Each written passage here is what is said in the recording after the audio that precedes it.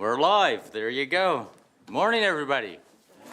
It's a nice day. We should all be outdoors, not indoors, but anyway, going fishing or something like that.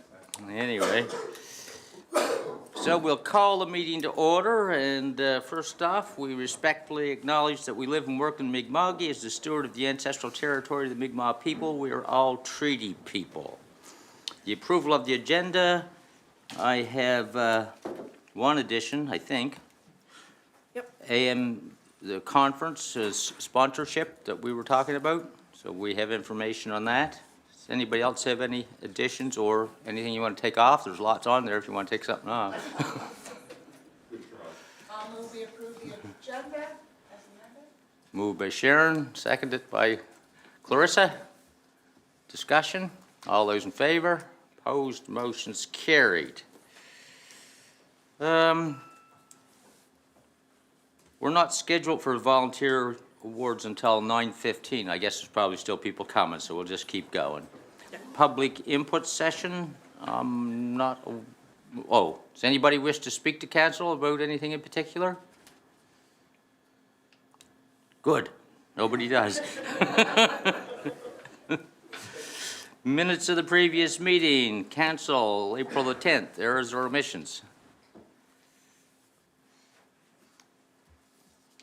Somebody prepared to move, we approve them? So moved. Moved by Abdallah, seconded by Tom. Discussion, all those in favor? Opposed, motion's carried. Special council, April 14th, errors or omissions?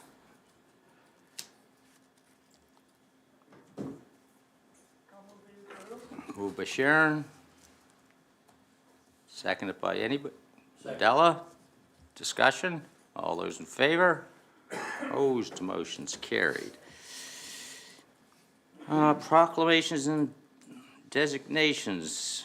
Request Prostate Cancer Awareness Month, Blue Illumination Request, Corporate Strategic Management 6.1. Does anybody have any issues with that? Motion to approve the request to proclaim May 1st. Oh, sorry, I went to the wrong proclamation. You know, I guess I am. This is Lyme disease. Sorry. No, I'm on Prostate Cancer Awareness Month. Anyway, motion to approve. Moved by Abdallah, seconded by Second. Sharon. Discussion. All those in favor? Opposed, motion's carried. Now you can go on to Lyme disease if you want. Purple illumination request. This one's a green illumination request, and we don't have green lights, so this would require us to purchase green lights. It's about $25. Lyme Disease Awareness Month. Purple illumination request is what it tells me. Oh, the request is green, I think, isn't it? Well, my agenda says purple. That's all I can tell The you. request for decision, it says green. Okay. Yeah, it's green. Okay, so we got to buy a green light if we want to do it. $25 is not a lot, but don't we give them lights from 4-H? Lighting up the building for 4-H? I was told we need to buy green lights. It's okay, it's all good, it's all good, it's all good. It's all good. We'll double check and make sure. If we don't have to buy them, we won't. Somebody want to move we approve the request? Moved by Councillor Church, seconded by Tom. Discussion. All those in favor? Opposed? Motion's carried. April 28th, National Day of Mourning, Corporate and Strategic Management. So this is a request to lower the Flag. official flags at the municipal offices, April 28th, for the National Day of Mourning. Moved by Tom, seconded by Clarissa. Discussion. All those in favor? Opposed? Motion's carried.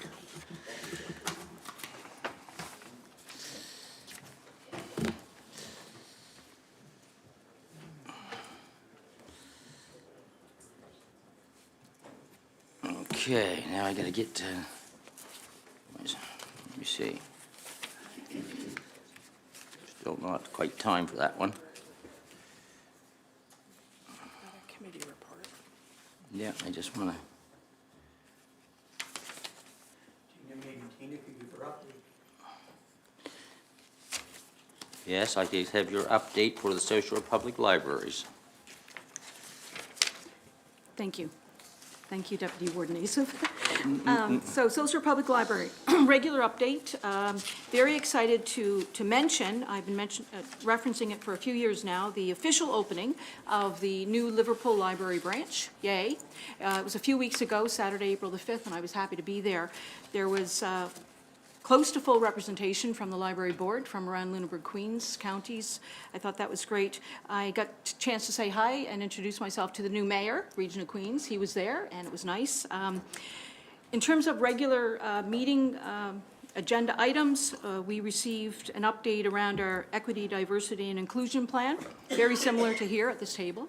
And also we approved the code of conduct policy, finally approved that in terms of board members, as it relates to board members, but as well as staff and users of the library. So again, very important, as we see here at this table. Lastly, I just want to mention, which I had kind of hinted at when we were doing budget deliberations, we have received, as board members, correspondence from around the province, copies of correspondence from other library boards, Pictou, Antigonish Regional, as well as the Valley, the Valley. Similar to the request that will be coming here when we're ready to bring that request forward. Not sure if it will go first to the mayors and wardens of Lunenburg, Queens, or if it will come individually to each of the municipal units. But again, just wanting to make sure that I keep it on our radar, so no surprises. So, unless there's any questions, just a typical report. Any questions, people? Are all the volunteers here, do you know? Yes. They are? Well, then let's move on to the volunteer awards. Good morning, Council, and welcome all of our volunteers. Apologies for having my back to you just for a moment here, but the cameras need to capture me and moreover capture you, so that's why we do it this way. So welcome everyone. My name is Gord Tate. I'll be filling in for Chad Hahn, who can't be here this morning. Today is the day that we annually gather to recognize and celebrate the wonderful volunteers in our communities. Often these folks serve behind the scenes and they don't seek recognition, but today they're going to get it. Yes, they deserve. They certainly do. It's a day to shine a light on their efforts and also to give them a public thank you. And incidentally, we've had a lot of cause to give thank yous over the last 24 years or so. So since 2001, when this began, 381 individuals have been recognized, 29 families, 9 youth, 23 different groups, and 6 businesses have received these awards. That represents untold volunteer hours that go into keeping our communities going. So, without further ado, I'll ask Warden Weber to stand up in front here, and Marcos, if you can join us as well to the front. Yes, but I gotta find out which one he's gonna call first. And Debbie, if you could come up perhaps, and Debbie will do the bags there for you. Yeah. And I'll go over, where do you want it? right over in front of by Sam there, please. Over here? All right. Hey, Sam. Oh, yeah, we don't want any legal stuff. So I'll call on the recipients to join Warden Weber and Emily Barkos at the front there, and I'll ask the folks who will be reading the bios to come join me here, just so you know the procedure here. And just before we do that, just a reminder, we'll be taking photos outside in the sunshine just after this as well. So if everyone could join us for some individual and group photos, we'll do that outside. Okay? So with that, I'll ask our first recipient, Bill Church, to come on forward to the front of the room, please. And if Dan McDougall would speak on behalf of Church Memorial Park, who nominated Bill. You go on up there, Bill. Okay. And Dan, you come on here.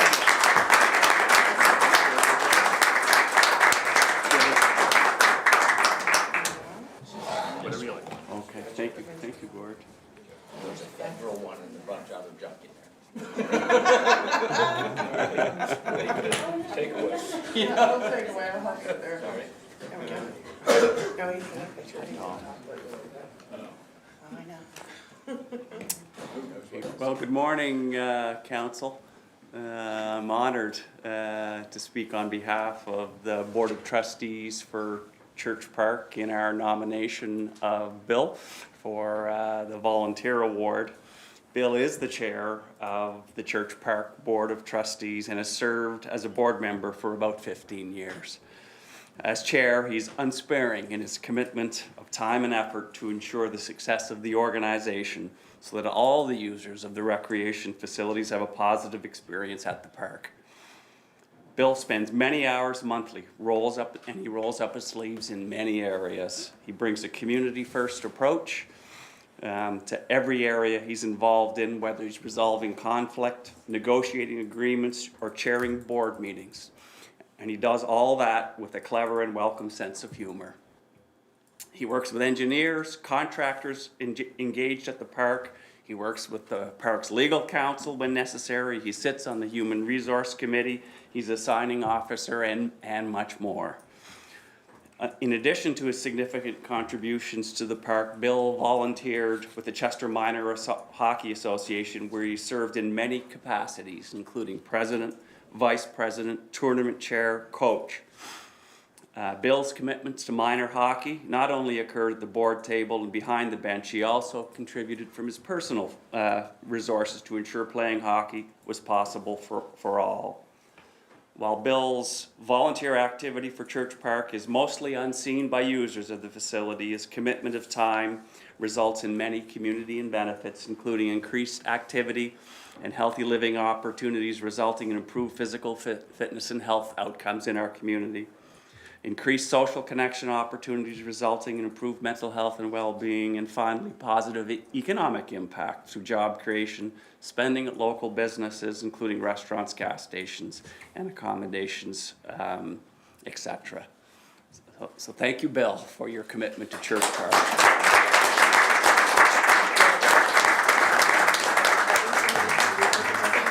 Somebody taking pictures or not?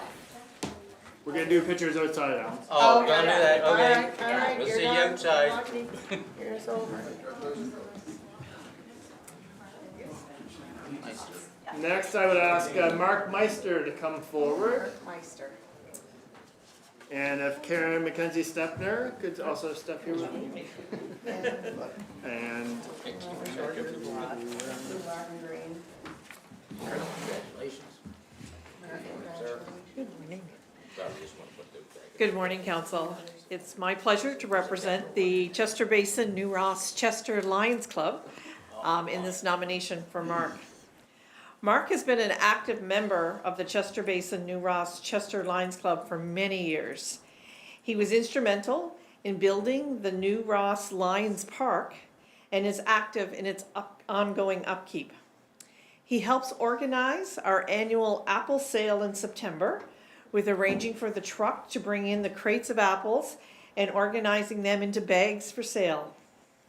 Mark is also active in our annual Christmas tree sales, with manning the lot, selling the trees, in addition to setting up all of the signage and the stands. Throughout his membership of the Lions Club, Mark has participated in our numerous projects to raise money for donations to our health center, South Shore Regional Hospital redevelopment, and the Lions Foundation Guide Dogs, to name a few. Mark is also very active in his home community, helping his neighbors in the 40s and assisting with dinners at the 40s Community Center. Mark has had a very positive impact on his community. He is the person in the 40s community that people call on when they need assistance. Mark and his wife, who's back here, are always willing to assist others. Mark, through his membership in the local Lions Club, has helped individuals in need in our community at large. Thank you, Mark.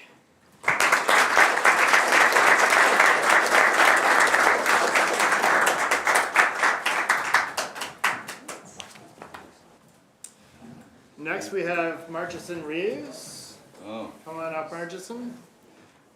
And Jeanette. Is Jeanette here as well? I am, but you can do Oh, thank you, Jeff.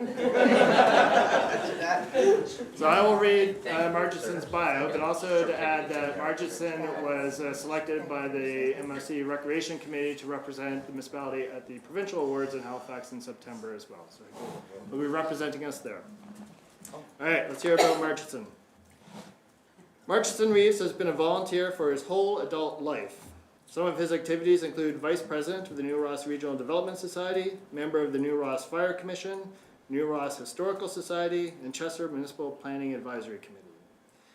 His fellow members of the Development Society are nominating him for this award for his continuing role on the NRRDS Christmas Festival Committee. He has for over 25 years been in charge of sourcing the Christmas tree and the wreaths that decorate our community for the Christmas Festival. Local tree growers will contact him if they have a tree they want to donate. He keeps a list of trees and then goes out to the tree lots to look at them and take pictures. Once the committee chooses a tree, and he arranges to have it cut and delivered to the site, stood up and decorated. Margison orders the wreaths from a local business and then canvasses local businesses, groups, and families to sponsor the wreaths. He does a great job, and he always gets enough sponsors to cover the cost of all the wreaths. After collecting the wreaths, he and his family decorate them with red bows and get them all hung on the poles. Margison's volunteer activities have a huge impact in our community. The New Ross Christmas Festival is run by a small, dedicated group of volunteers, and it brings hundreds of visitors to our community every year. The decorated wreaths and the lighted Christmas tree add to the beautification and festive spirit. The festival is not a fundraiser for the Development Society as such, but other community groups benefit from the festival by hosting money-making events, while businesses and individuals, such as restaurants, tree lots, artists, and craftspeople benefit from increased business. The community has come to depend on the festival for much-needed revenue, and Margison's work is very much appreciated.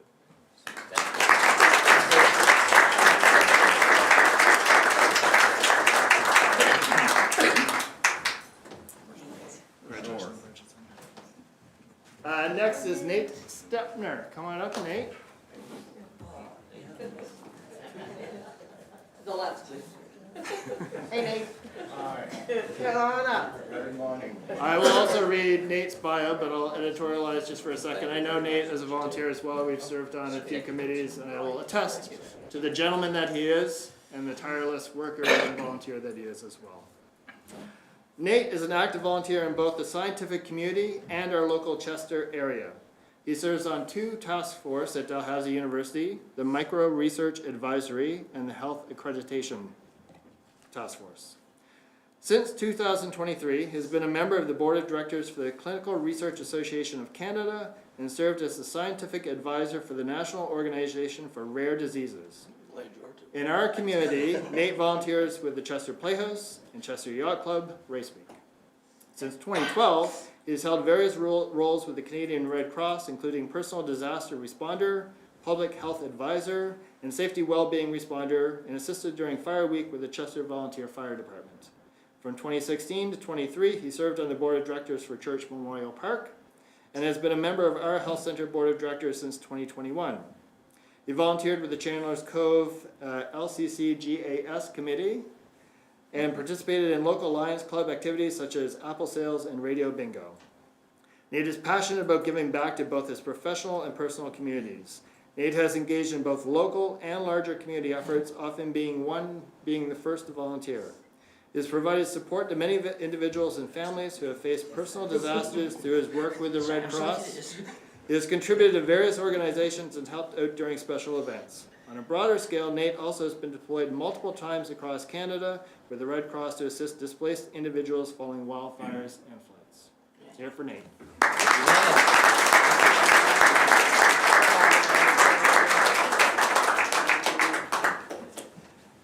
And lastly, we have Ruth and Ellison Vino, who are the recipients of the Family Award this year. And if Phil Edwards would come forward on behalf of the 40s Community Center.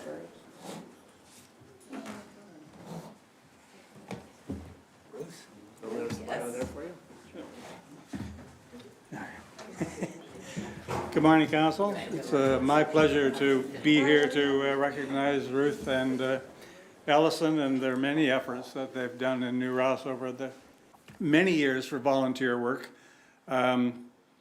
I would mention that anyone who's a regular at the Chester Market on the mornings and during the summer, you would probably recognize Ellison and Ruth running the, selling berries and vegetables for the Higby booth. They've been doing that for years, and they enjoy their time meeting with all the people at the market every Friday morning.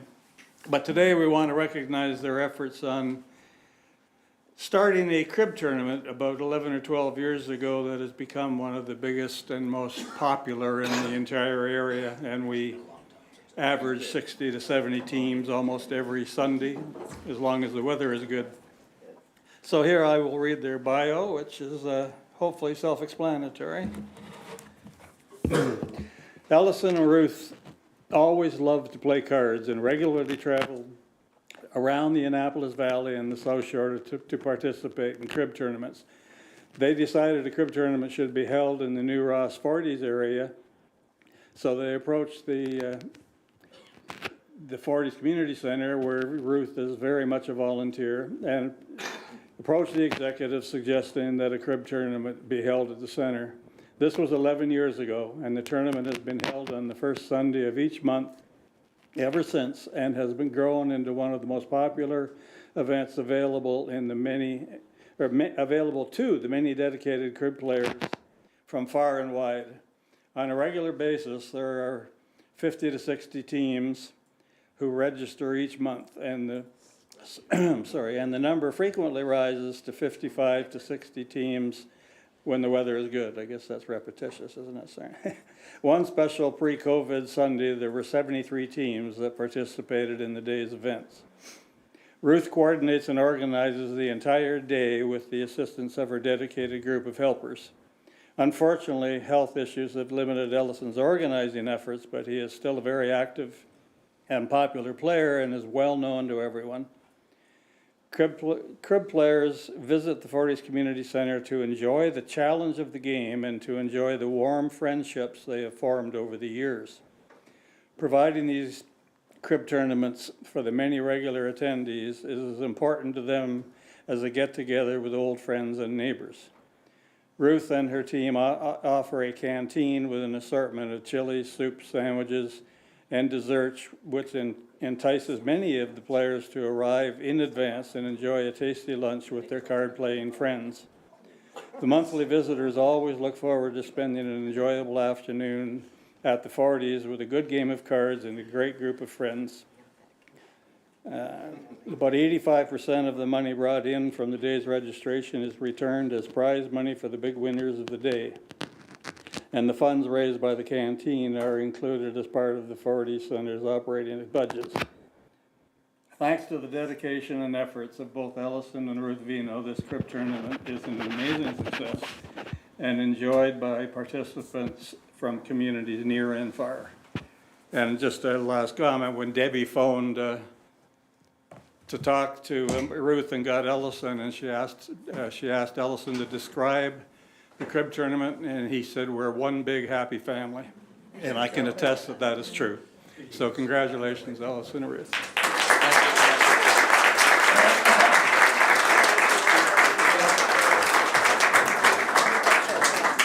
Now, I assume we're going to go outdoors and take the picture now rather than later? The sun is perfect right now, so if we could do a few photos. Well, then outside. people can go home and do all the volunteer work. So we'll take a 15-minute recess.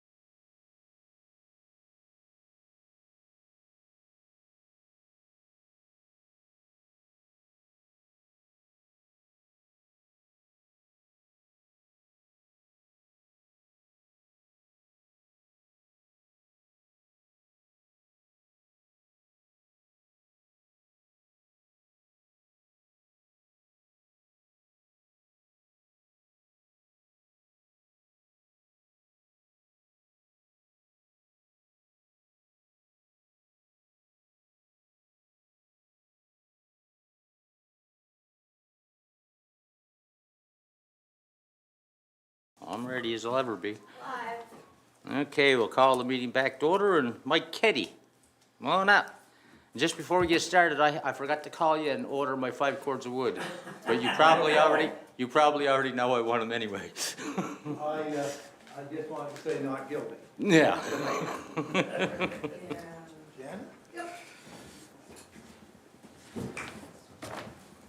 Smart man, always bring the rules. She drove. I hope this meeting's not like the one the Ukrainian president had when he wasn't wearing a tie. I walk around and the ladies are all dressed and gentlemen mostly have ties. I could be in trouble. Anyway, board and counselors, thank you for taking the time this morning to look at this again. Well, things change over time. Yeah, I know, I look in the mirror. Yeah, I try not to do that. Well, So just briefly, and I brought a bunch of papers that are relative to this, but we're not gonna go through these. I thought it was important to show the volume of work that's been done on this. That's all this stuff is. And I'm Janet Larder, Michael Keddy's wife, and part of M. Keddy Farm and Forest, so, yes, so this is us, the corporation. So, just a brief overview then, Mike. Yeah, I think it's probably, given maybe for the new counselors, I'm not sure if you'd like a brief overview, would you guys? so I'll read this, and then if there's some questions, Janet can answer them. So, I once again ask for your consideration on a private ways application. It was first presented to council in October of '22, and again in March of '23. For those unfamiliar with the act, it's a legal statute which gives the owner of a piece of landlocked property the ability to petition municipal council for the appointment of an adjudicator to resolve the issue of access. This is a simplified explanation of the act, but a fairly accurate one. Council delayed a decision of moving forward with the application, the first application, until the issue of trespass that was in the process was dealt with. If the court found that indeed I had a legal right of way over the Alder's property, then the application would not be necessary. The litigation concluded that the existing right-of-way over the Alder's property did not extend to the Russell properties. We came back to council seeking the appointment of adjudicator to resolve that issue of access. March 26, 2023, council declined the request. We then proceeded to file a request for a grant of right-of-way through the Private Ways Act Part 1. Part 1 of the act gives the landowner the ability to request a hearing for a right-of-way from the office of the Lieutenant Governor. The criteria for that request was the same as the application previously presented to council. Mainly, is the request necessary for the purpose it's requested for? If so, the Lieutenant Governor will then appoint an adjudicator to decide the merits of the case. This was done and an adjudicator was appointed. We moved through the process, and while we awaited the decision, the government amended the bill and any and all actions were stopped. The important fact here is that after review by the government legal department, it was determined that the motion should move forward and an adjudicator be appointed. This action did not give any decision on the merit of the issue, only that there was enough info to grant the request under the requirements of the act. What is required and all that is asked for is that council appoint an adjudicator to investigate the merits of the request. The duties of the individual are defined within the act. There's no ability for council, no liability for council, real or imagined. A short history on why this is necessary. Before purchasing the Russell property, we were assured there was a right of way to the Russell lands from the Adams Road. It's a recorded right-of-way and passed the searcher's criteria that the land had a right-of-way in place before purchase. And when the land was migrated, Sam, I'm sure can clarify this, but you can migrate with access or without access. That land was migrated with access. So the lawyer that migrated that property felt that the right-of-way from the Adams Road was actually in place. The unfortunate part about that right-of-way is it stopped short of going to the Russell property. It was a written right-of-way, and I think there's a copy in your package, that crossed the lands of Norman Sweet. They crossed the lands of Ron Hughes, but they failed to cross the lands of Gordon Turner. So that, There's a little short piece that, well, yes, it's a little short piece, but it's 400 and some acres, so yeah, yeah. Anyway, that was a mistake of actually my lawyer. He migrated the property with a right-of-way that didn't exist. So the Adams Road right-of-way does not go to the Russell property, though recorded as such. And under close scrutiny, the Alders-Arnberg right-of-way does not offer access. Been pointed out by Alders and his legal team that the application should not go forward because I was aware there was no access to the Russell land before purchase. Well, that's simply not true. The fact that the lawyer migrated it with access points very clearly that he thought there was access. So there were numerous references made by the Alders about the rights of individuals being trampled on by a corporation. Well, Janet and I are the corporation. It's not huge, it's not powerful, it's a method of ownership that's really relative to taxes and death. It's much easier to pass shares of the corporation along, and it's much more active and it's a better position for taxes. Yeah. As to how I would respond to access over my property when asked, we review and move forward with a solution. Case in point would be a right-of-way agreement that we recently concluded with Brad Armstrong. Involved 6 property owners. We all agreed we were able to move forward without any unnecessary legal complications. And I would much prefer to do that with Mr. Oliver. It has not been possible. In all the research done by the legal counsel on right-of-ways, and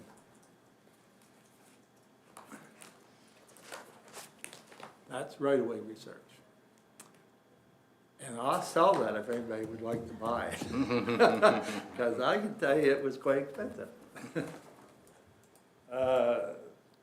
In the Russell lands in particular, there are 2 facts relative to my submission before council. First, at present, there is no recorded right-of-way to the Russell lands, period. Second, and most important to my feelings in this application, is the opinion that's repeated through that research and held as a principle of ownership, that ownership brings an inherent right to access. When the Crown granted land, they never granted land That you couldn't get to. that they felt you would never be able to use. And in that pile of legal documents, that is brought out more than once. And it makes sense. So I'm asking you to grant an application under the Private Ways Act to move forward and be given the chance for a fair and unbiased hearing before an adjudicator. If they come back and say, you know what, we think you got a right of way, I'll still be happy. That's the question here. In all the work that we've done with the lawyers, there's no right of way to the property. Okay.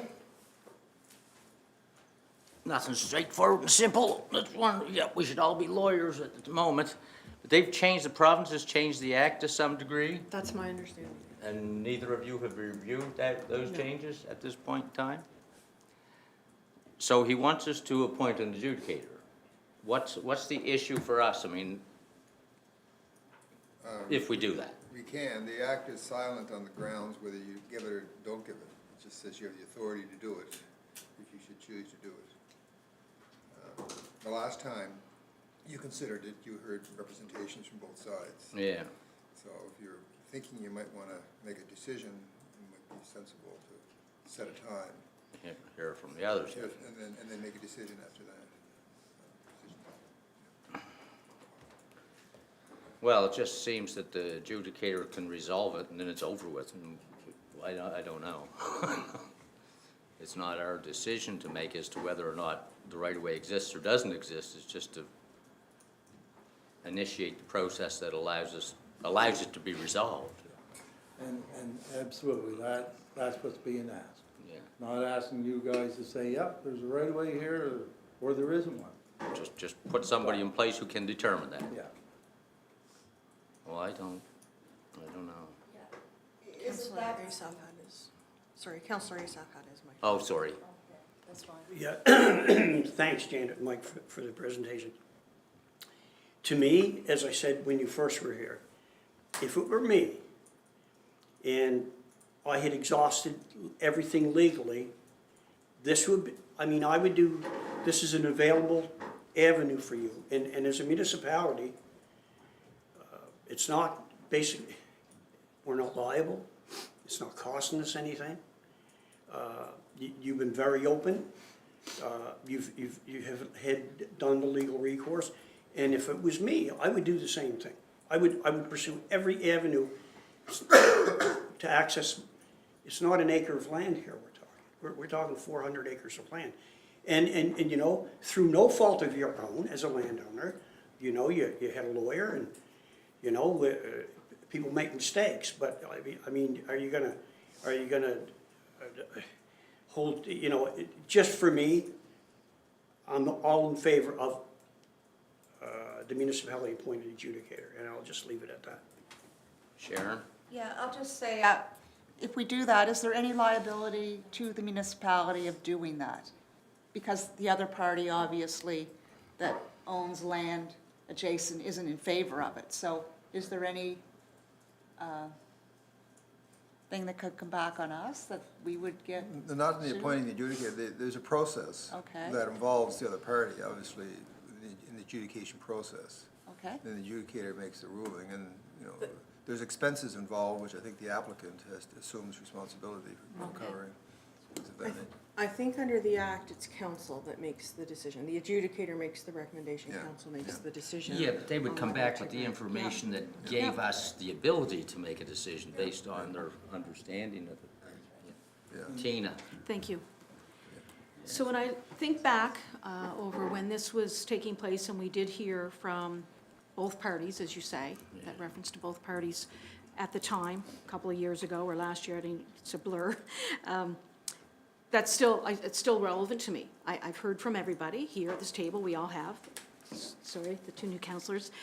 But what's new is the fact of when we did say, we denied the request at the time for the next step. And then it proceeded through, and it's all, I don't need to repeat it, it's all in this cover letter, and Michael just read it, of course. And it's, again, it's highlighted for me, and the fact is, the important fact here is that after review by the government legal department, it was determined that the motion should move forward. This action did not give any decision on the merit of the issue, only that there was enough info to grant the request under the requirements of the act. So I'm good. Similar to Deputy Warden Asif, and that's what I'm basing my comments on right now, and my willingness to move forward when we get to a motion. But I think it's fair to hear from others before somebody puts a motion on the table. But that's my position, and that's what I'm basing it on. Yeah, well, I mean, it's the only way to resolve it, and it's not.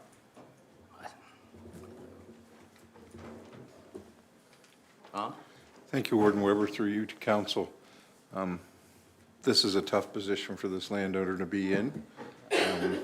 I think we know one side's for it and one side's against it. It's very clear.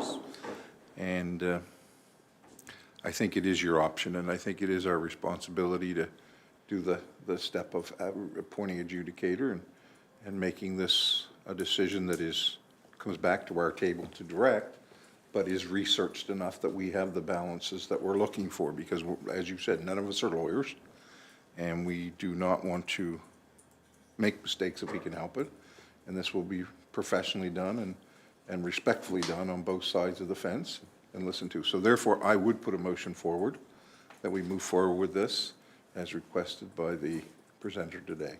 Do we have a seconder? I'll second that motion. Discussion on the motion. All those in favor? Opposed? Motion's carried. Thank you. Thank you very much. Now we get the boxing gloves. Now we'll see how, well, we'll see what happens next. Thank Thank you, guys. So the position will be binding then? The Recommendation. commissioner, the person appointed comes up with a report. And council has discretion, they can accept the report or reject the report. Yeah. And obviously, we don't know what the report would be. Yes. But if the report is to grant it right away, then the council will confirm it. If he says no, Says no, then, you can either confirm it or.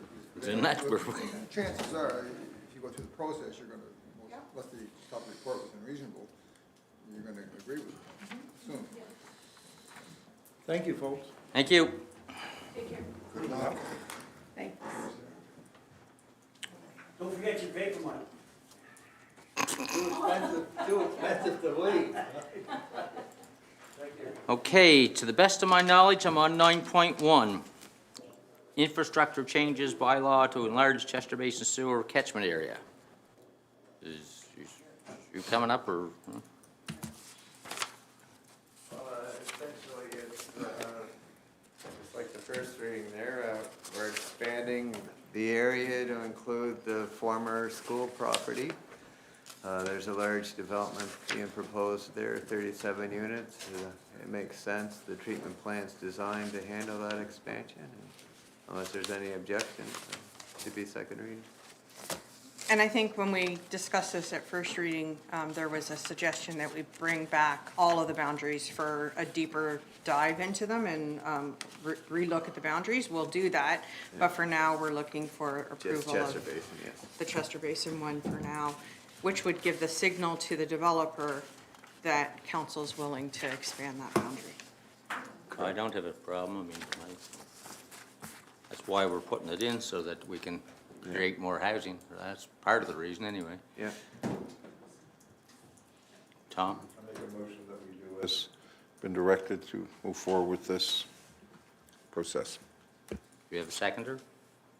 I'll second. Seconded by Sharon. Discussion?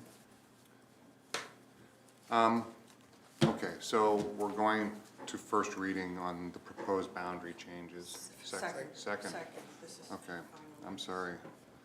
But, you know, this sewer shed area is really crucial and will set the trajectory of this community for a long time. Yes.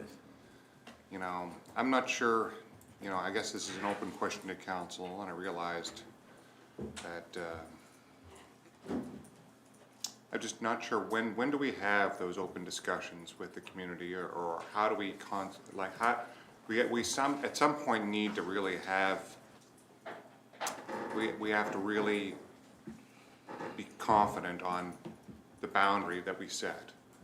And this sort of happened in a happenstance kind of arrangement where we had a need and then we react, but that has been our pattern for many decades of reacting as things come up, and it's good to be nimble. I'm glad that we're small enough of a municipality that we can address things as they come up, but also I think we should really be thoughtful about what we want for this community, not tomorrow or in the next 10 years, but you know, what does this community look like in 30 or 40 years from now?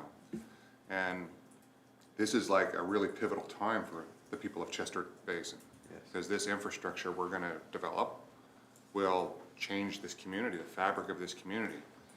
And, you know, it's not a decision we should take lightly, and I realize again that we're reacting to a potential development, and this sewer Needed to, amendment will help that, and there's a need for it, and there's a clear case, and I really have no issue with that. But on a broader level, I think we really should have, because I know we did some studies 2-3 years ago that showed a variety of options of sewer sheds, and we sort of arrived at something, but I don't recall having a real thoughtful discussion about if that thing that we're arrived at is actually what we want that to be. I don't know if it was budget driven or, you know, from community input or what. It just somehow we arrived at another sewer shed.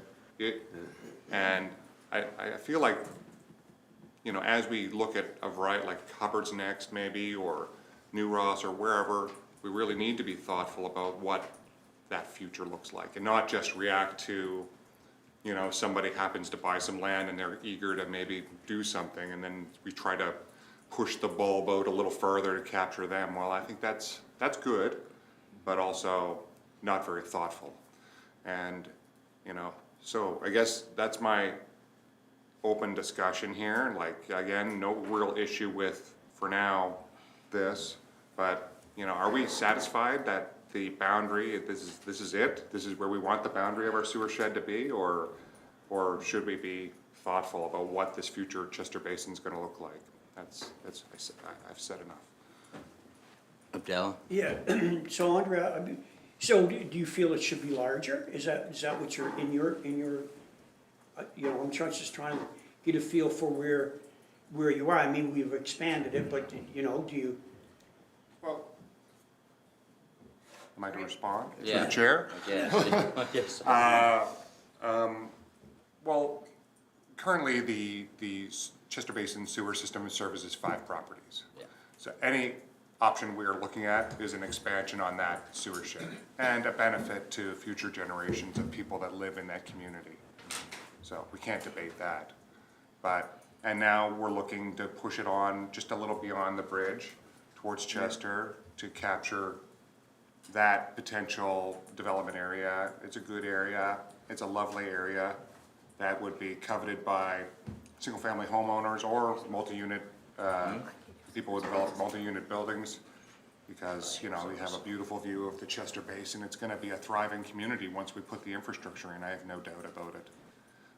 It was one time long ago, and maybe we'll bring it back to its former glory in some ways over the next 10 or 20 or 30 years.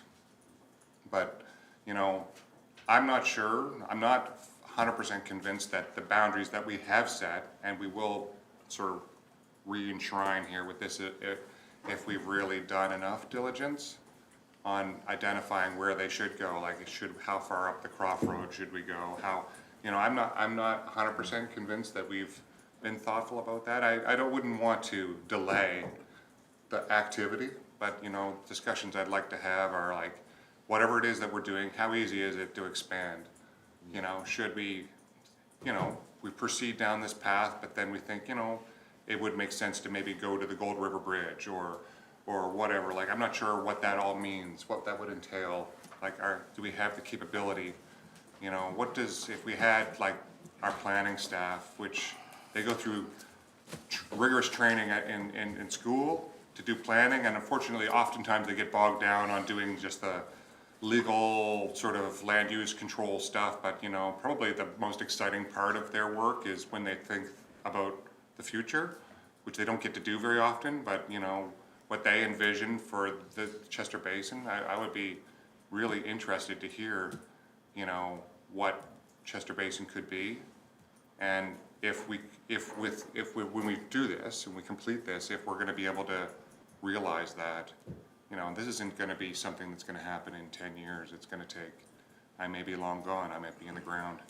You know, we should, whatever it is we do today, we should make sure that we're able to achieve those things. If that's like our children or our children's children, if that's what they, you know, we hope for them, then we wanna make sure that whatever foundation we lay today, then that can be something that will support that future vision.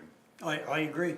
Yeah. And I think, you make a good point, Andre, and I leave it to staff, as you say, that we don't wanna stop, we don't wanna delay this project, we wanna move, but moving forward, I mean, you know, as to Andre's point, we'd like to know what the expansion would be like, or is there, you know, what does that look like, where does it look Yeah. like? I think that's a great discussion to have. I think I can add some to it. I Sure. mean, we had to start somewhere. I mean, right off the bat, we had to rebuild the system because it didn't meet the environmental standards anymore. So something had to happen. So if you're gonna rebuild one, you might as well give it greater capacity than what it had, because there was all kinds of people out there looking for it.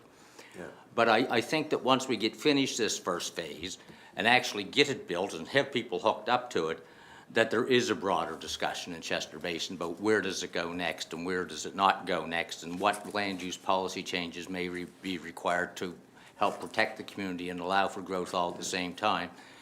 But the capacity of this system, the ability to expand it, is already in the plan. Yes.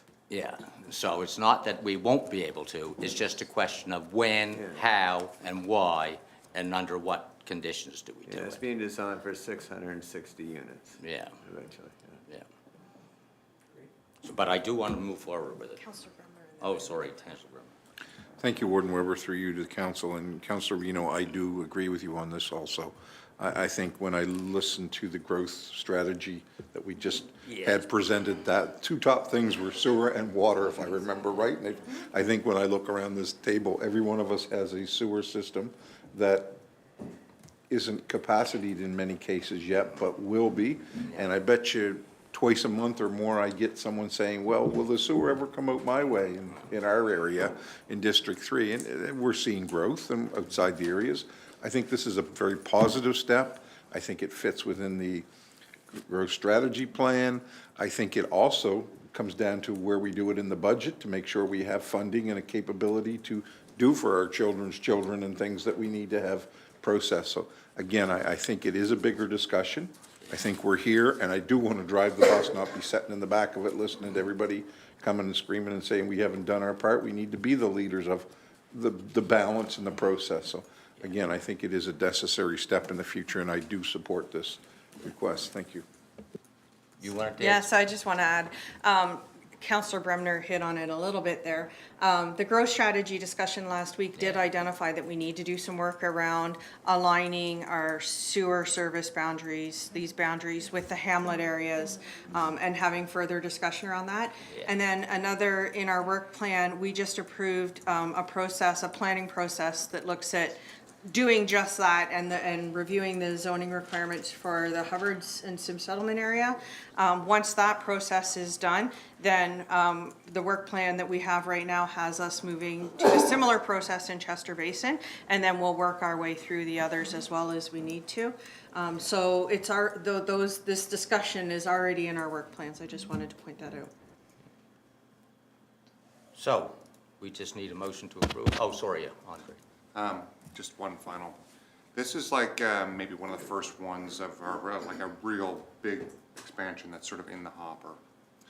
And, you know, for many decades, we at the Municipality of Chester didn't do any big changes. You know, we were sort of in a maintenance mode. You know, there was small incremental little growths, but mostly nothing of really going to change the fabric of anything. You know, this council and the previous council has sort of set some ambitious targets in terms of infrastructure growth. And infrastructure growth is difficult because usually you're pushing infrastructure into areas that people that live there have already solved their problems. Mm-hmm. They already have a septic system that works, or you know, if it were a water system, we were to let's say we find our water supply and we push water out, there will people that are quite happy with the well that they have in their property. So it can be a real challenge when you push infrastructure out in any community beyond where it is to make or get people to come around to seeing the long-term benefit of this plan. because usually people are looking at their own interests, you know, and they see that, you know, this is just a cost to them to solve a problem that they don't have. But, you know, should their system, septic system were to fail, they would be very happy that sewer They were in called front me of in their the house. morning. Yeah. So you have to, so usually this, you have to kind of start to bring people around to like a very forward-looking, in their communities, a very forward-looking kind of perspective. And I feel that this is something that in our municipality, at this point, we have done a poor job of trying to promote and educate and communicate the long-term benefits of these infrastructure investments. So, when this happens, like even if we just stay within this current boundaries that are proposed here, there will be, I anticipate a lot of negative feedback, because we're gonna have people in these areas that aren't gonna be connected with the plan, the vision, and the benefits, the long-term benefits.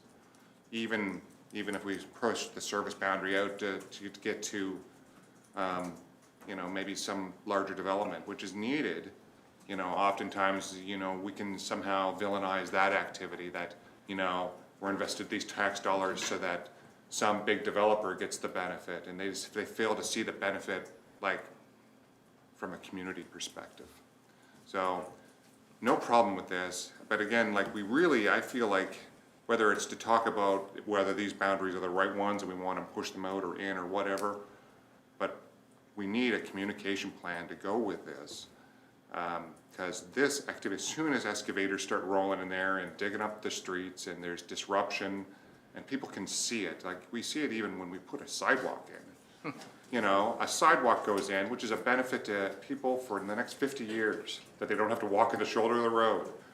But it's a disruption of traffic for a few months or something like that, and that, you know, we have torrents of hatred that pour down on staff and council. And here, this is gonna be a major undertaking in this community, and in Hubbards, and in New Ross, or wherever we bring infrastructure.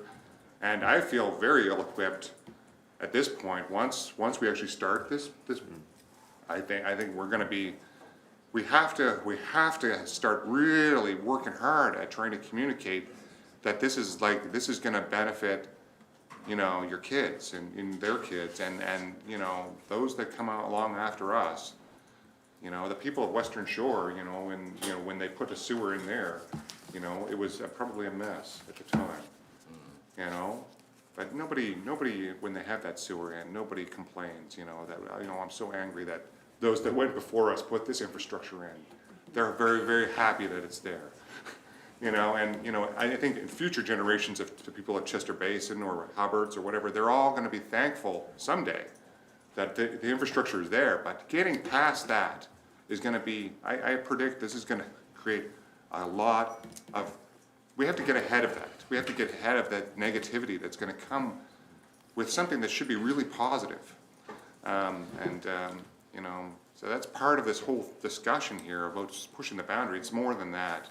Because when we push that boundary out to get to the old school property, you know, we're gonna pass by a whole bunch of people that have invested in their septic systems in the last, you know, probably 10 years and stuff like that, and they're gonna not see the value of this, that, you know, it's not for today. Actually, it's not much of a push out, and we almost don't go by anybody's house. Yeah, well, there's at least, well, okay, there's one across the street that I know has been replaced in the last Yeah. 10 years.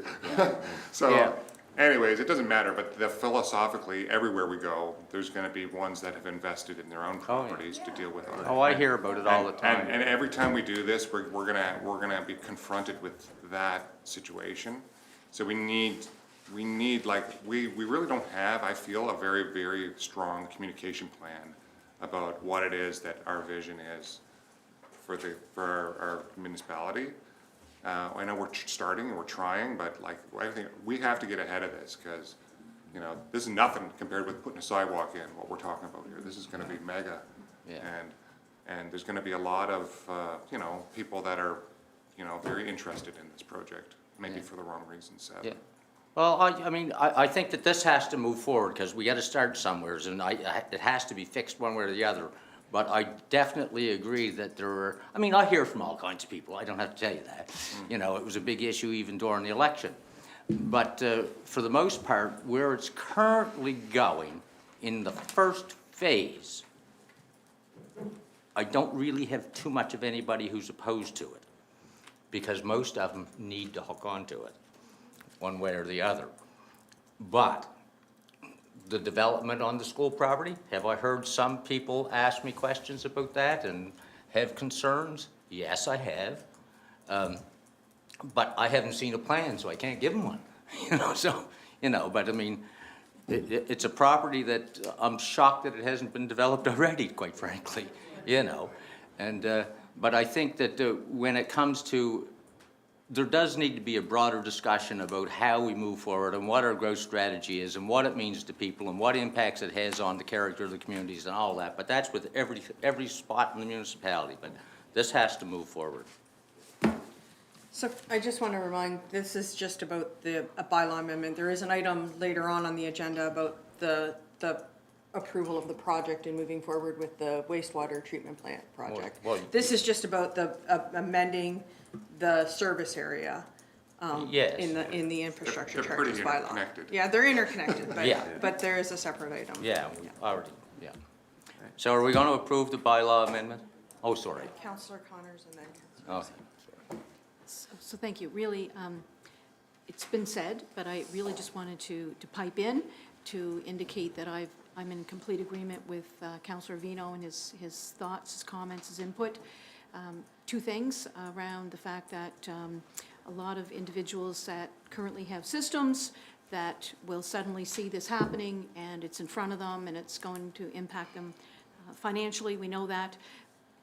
I am readying myself for that, and also through the Regional Development Society with our strategic plan, and the fact that I certainly have been over the moon excited around the growth strategy presentation from last week and having that document ready for us, either electronically or in paper copy, however we want it. I'm happy that the citizen rep from the New Ross area was here in attendance last week, so again, making sure that people that are aware of this and see, and we all get behind, well, you can't make somebody get behind something, but really seriously, if it's beyond us as individuals and the fact that we have a working system, it's the growth of the communities in this case, in all of our cases. So thank you, Andre, for speaking to that. As well, more so around the communications piece, and I actually didn't even give any thought to that, so again, thank you especially for that. I'm sure that we have been thinking about that as a municipality and our staff and communications department and so on. But that makes so much sense. We do need to be in front of this. We need to be proactive. We need to put it in front of people. And it's not just us as individual councillors and our community economic development umbrella groups in each of our communities, recognizing it as part of their strategic visioning in each of our communities, but our own push out. So thank you for that, the communications piece. Thank you. Yeah, just speaking as someone that has sewer in the area, probably the most, even though it was about 40 years ago, the most recent big sewer project. We had a store there, and I know the effects of what happened there. And even to Andre's point, I mean, I still hear from people about how they're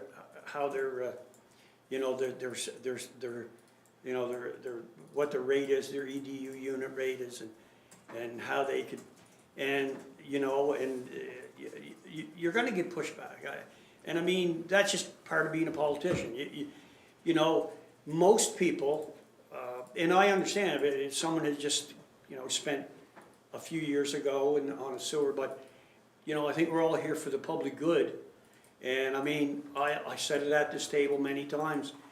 The vision for the people that came before me 40 years ago and had the vision to put that infrastructure in my small little community, it was just so forward thinking that you would be hard pressed to go in any community the size of Western Shore in Canada that has a wastewater system.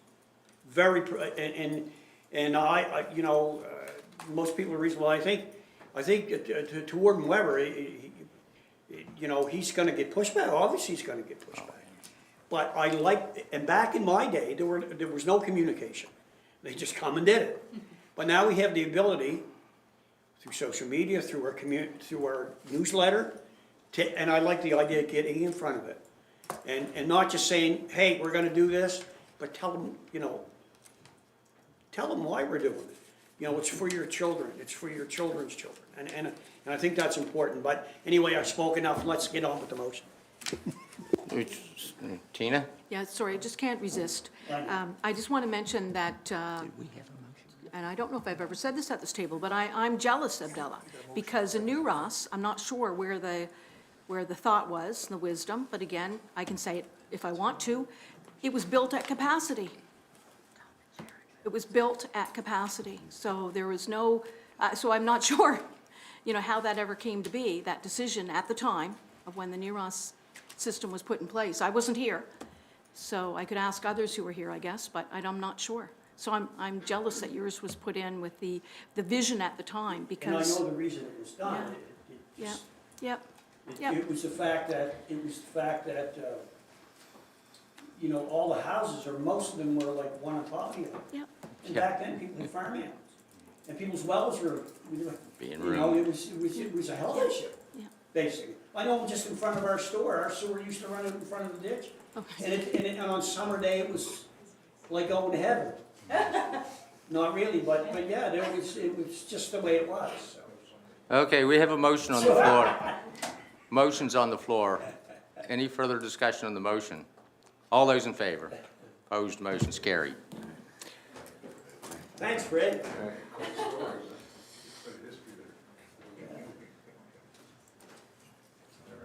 Community development, recreation, oh yeah. Good morning, council. Good morning. I'm going to talk to you today about some amendments to the municipal planning strategy and land use bylaw for short-term rental accommodations. So, as you know, there's an ongoing process for licensing bylaw and marketing levy, which you'll hear just after this. So, in order to kind of differentiate short-term rentals from traditional accommodations like hotels, Airbnbs, we need to make a few tweaks to the policy and regulatory language. And specifically, the changes have already been brought forward with the village plan. So these amendments will match what the approach was to the village plan that was just adopted. So, and then also the language will be consistent across the licensing bylaw, marketing levy bylaw, and the two sets of planning documents. So amendments to the planning documents, there's kind of four things that are in the policy that you need to confirm before these amendments move forward. So that the changes respect the intent of the MPS. Pretty sure that's we've covered that. It has been done in a thoughtful and transparent way following detailed study. We've been doing lots of study, and Brian and his team have been moving that forward. It's in the public interest, and the public participation program is followed. So all of those things I believe are met. It's consistent to the policy for a change to the bylaw and the policy. So as far as the public participation, we had a public information meeting in March, and there was actually no one attended that. We haven't received any correspondence from the public on the matter. And then we also brought this to the Municipal Planning Advisory Committee in March as well. We had a good discussion with them, and Brian also attended, so we got quite a bit of the information conveyed to them, and they passed a recommendation or a motion to recommend the draft amendments to council here for first reading. And we can go quickly through the draft amendments if you could bring those up. So these would be two additions. The first part is two additions to the policy document. Fairly straightforward, just establishing that we have a process for short-term rentals and that the land use bylaw can have some language on that. Currently, we don't have a short-term rental definition, so we're adding a definition for that. And there's 2 definitions that are in there right now. That one, the tourist accommodations, is just being changed a bit to be very clear with the language, the differentiation between these types of accommodations for financial remuneration. And then we proposing to change the tourist home definition to tourist accommodation unit, just to make sure that all that language is in order and can work well with the bylaws that you're looking at. And the last thing is adding a general provision that basically says that you know, we're managing these outside of the land use bylaw, so you don't need a permit to add a short-term rental to your property. And that also, that just points to that could be other policy or bylaws, which you'll hear from. So, that's about it. Yeah, any questions? Anyone? Questions? Tom? Thank you, Warden Weber, for you. Paul, does this tie in any with the ADUs issue in the village and all of that? I think in a sense, so you still need to be in a zone that allows you to have that many units. Right. So, you couldn't just add 4 units in the village because there's a cap on the amount of units you can have. So someone may want to have one in an ADU in the village, but I'm not sure if these amendments. Yeah, that's my concern. So I've heard from several constituents about the concerns of ADUs or short-term rentals becoming party areas that they can have events and all that kind of thing that get out of control and concerns. And some said, you know, we don't want that. And I agree, we don't want that chaos in any community if we can help it. And I wonder if we're addressing it enough to make sure that there's some management or, you know, a policy should be something, in my opinion, that supports, doesn't hinder, but supports the ability to process it. CAO, is there any comment you have? Yeah, so this is just the amendments to the municipal planning strategy and land use bylaw that help us to align what we're looking to do and what we've done in taking some of those short-term rental and the need for development permits out. And so the next presentation that you'll receive will be from Brian. That'll be the licensing piece of that. Perfect. But I think what you'll hear in there is that the approach that's been taken and the direction from council has been to be permissive rather than to be sort of restrictive and use that as a tool to control how the operations happen, but Brian can speak to that a little bit more. Thank you, I just. So this is just the MPS amendments that you needed, that we were directed to bring forward to align the licensing bylaw requirements with the land use bylaw. Thank you for the clarification. So do we have a motion to give for, oh, sorry, Tina. Thank you. Yeah, I was just trying to put the motion. Thank you. So, before we get to the options and looking at the options as you've presented them, and they're on the screen there, the suggestion around the public hearing, and I assume that will be within the motion, the next step. My curiosity would be around the fact that we've set a daytime schedule for that, or suggested 8:45 a.m. That's a daytime, not evening. And I'm wondering if, and I appreciate the fact that no one turned out at the evening March 13th information session. I get that. But as much as I can ensure that people are able to make something, I want to do that. And I'm just wondering if we're missing something if we don't have this with an evening scheduled time. And I know that we do a great job on social media as well as taking, you know, the ads out in the local paper.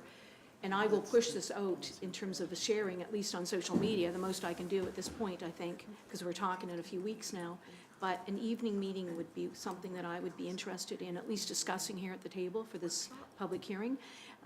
And on the day of, We actually have a 4 PM. I'm trying to remember when we have a 4, is it May 15th? Yeah. Yeah, so we have May 15th, 4 Yeah. PM, so we could do an evening. Oh, No, our we- 4 PM, I believe, is our policy and Yeah. strategy session and not the council. We have a morning council session Right. on May 15th. Right. And then we have an afternoon Yeah. policy and At 4, strategy right. session. So I guess So you my, could tag on a public hearing as part of that if you were looking to do that in the evening, in the evening. even in the evening. Or, that's- or whichever, yeah, after the 4 o'clock session. Yes, would be that's what I'm If we thinking. can get through the 4 o'clock one. So what, Yeah. Otherwise, I think you'd be looking at a June date. for an evening. I mean, I don't mind trying to do it in the evening after the 4 o'clock one, but we've still got a lot to do with the 4 o'clock one. so- Anyway, what do we want to do? So I like Tina's idea. So could we, if we do the public hearing at 6, because you couldn't do it at 5, obviously, and we're gonna be here we're just gonna have to get through the strategy, the session before 6. Yeah, so that's, I'll put a motion on the floor for option 1. With that change. But change the date from, change the date? Or the time? The time. The time, I'm sorry, the time to 6 PM for the public hearing. Do we have a seconder? Discussion? All those in favor? Opposed? Motion's carried.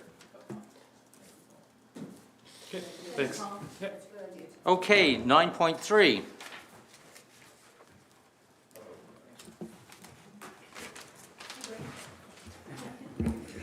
Should never have told you that. Should never have told you that. No. We could still be doing this meeting on the 15th. Yeah. No. I can just jump back right in. Yeah. Okay. So this is everybody is already primed because we just started the conversation. So I get to stick around for two things here. But essentially, this is number 2. So what Paul was kind of talking about is the where short-term rentals are allowed. The first one I'm here for is essentially how we're going to regulate them when it comes to us as a municipality. And so I won't go through, as I usually try not to, I'm not going to go through the entire RFD that you have before you with the background of how we got to this location. But what I wanted to kind of start with is the fact that one of the important dates that kind of helps kick this off is the fact that the province has introduced new regulations for short-term rentals as of last year as well. And because of that, they took a more regulatory approach. They were trying to increase the fees to try to encourage houses that people might be able to use for long-term housing to encourage them back into the housing stock. And so because of that, we have seen our numbers of registered units here in Chester area decline slightly. So since they have introduced those new measures, we have seen a decrease of about 45 units that were previously used as short-term rentals in our area. Not be renewed with their registrations with the province. The largest decline happened here in the village of Chester. So they dropped from 59 units back in August of last year down to 38 as of April 4th of this year. So we've seen 21 short-term rental units that had previously been used here not be renewed with their registration with the province. So essentially, I wanted to go through that because in addition to that, what we have received as direction previously from council that brought us to this place is that we wanted to take an approach that balances our support of what is considered a priority sector here in Chester. So in the municipality of Chester, tourism has been recognized as one of our key economic sectors. And one of the best ways that you can ensure that, sorry, I can pause. Yeah, Brian, why do you think you saw a decrease when you were talking about it? Yeah, I can only speculate, I obviously. understand However, the reason is the fees for renewing were increased significantly for people that this was not in their primary residence or a vacation home.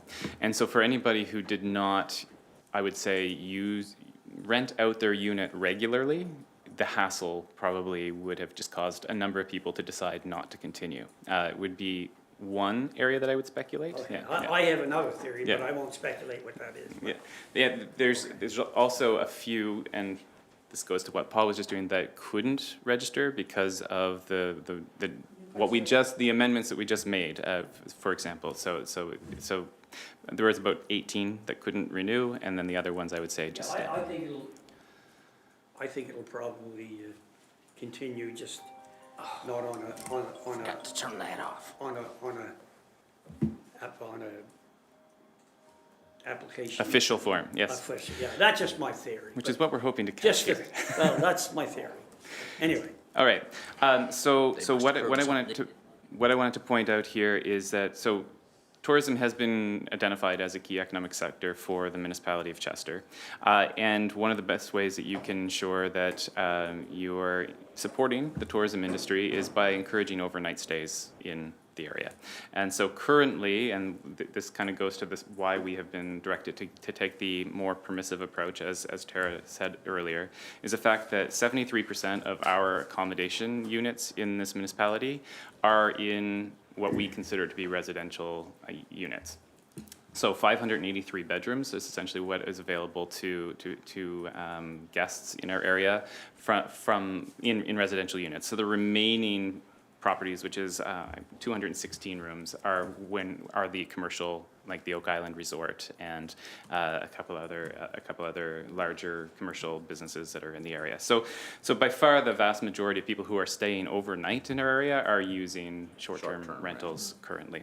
So because of that, this new the approach that we have been taking to this license is to try to balance that support for the industry to encourage it remaining, since it has been identified as a strategic sector, while also providing the tools to manage what we would consider to be unprofessional behaviors. So to catch some of the things that Councillor Bremner was referring to earlier.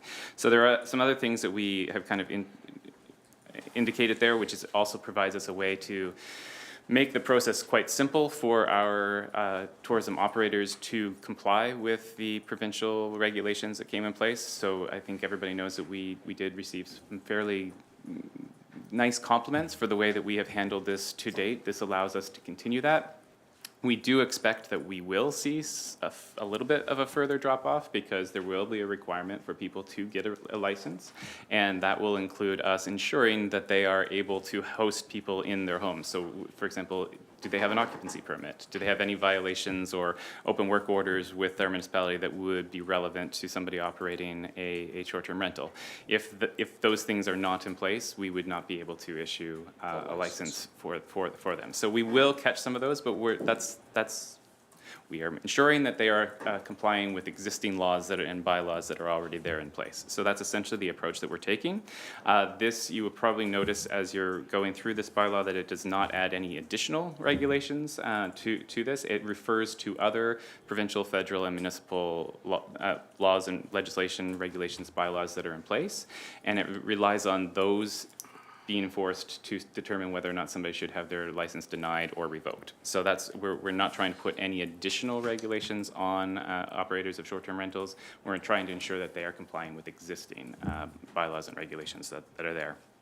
So just one note, because this kind of hints to the next one, there is an allowance in this for a fee to be paid, but our anticipation is that there would be no fee charged because our administrative costs can be recovered through the implementation of a new marketing levy, which comes in the next section. So the one last thing that I wanted to kind of point out here, though, because it goes to how we intend to roll this out. So obviously, were this to be approved by council, we anticipate rolling this out as soon as it's approved. However, because of the fact that we would have 200-ish operators that would need to get a license, we want to minimize the impact on our own internal resources to manage that, because each one would need to confirm that they have, like I said, the occupancy permits, things like that. So we are proposing to roll this out in phases. And the way that we are proposing to do that, just so everybody can know, is right now, because the village plan has already gone to the province for its approval, we anticipate it being back and approved first, which would allow us to call everyone in the village of Chester first to get them on the list. And then once the amendments that Paul was just here for are approved, we would then go through a list that we have from the province, which is we can sort it alphabetically, or we can do it by the date that they've registered with the province, and we would go through about 10 at a time, essentially, is the way we do. We would still make it publicly known that this is there, so people could still reach out and start their process with us, but we will basically be taking an approach of, don't call us, we'll call you, and then we would be rolling people through that list 10 at a time so that we can manage it with the anticipation of having everybody registered with their license within about 6 months by the end of this year. So that's our approach that we're trying to take to minimize our impact on resources. With that, You want to go to first reading? Go to first reading, yes. I just have a question, Brian, when you were speaking about municipal, provincial guidelines. I guess my question is, so we do fire inspections here. So how does that work with the short-term rental? Are they required to have X, Y, and Z? Is that our responsibility? How does that work?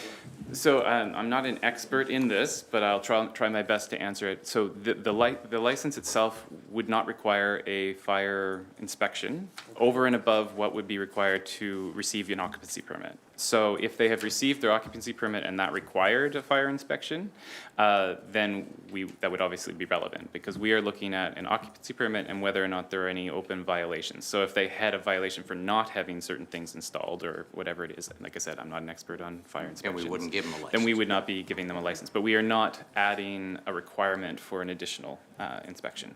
Okay, thank you. Somebody prepared to move we give first notice? Second. Seconded by Abdallah. Discussion? All those in favor? Opposed? Motion's carried. Okay, 9.4, marketing bylaw. Marketing levy bylaw, yes. Yeah.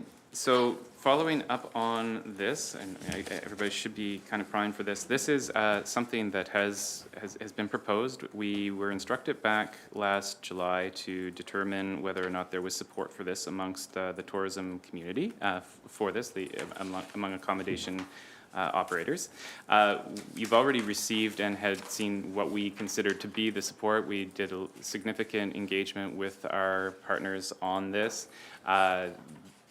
In general, as with anything, we don't want to come here and say everybody was 100% in favor of this, but we believe that there was significant support amongst the operators to move forward with this. So the bylaw itself is fairly similar to what most jurisdictions in Nova Scotia have adopted as their marketing levy bylaw for the actual bylaw itself. It basically goes, the one change that we are making to this is that we have targeted platform operators first as opposed to operators, because the change, and I'll explain that just slightly. Because we're a little, I don't want to say late to the game, but there's a few other jurisdictions in Nova Scotia that already have this, and so their bylaws say that operators themselves are required to remit directly to the municipality. Since then, the province has changed the regulations around that and indicated that platform operators, so that's an Airbnb, a VRBO, Expedia, that they are required to remit directly to municipalities as well. And so that's the approach that we're trying to take, is we don't want our operators to have to collect these funds and remit them to us. We're going to work at the point of purchase to have the amount added to their bill and then remit it by the platform operators themselves directly to the municipality. And there's a number of reasons to do that, but the very clear and important one is that this is levied on guests, not on businesses.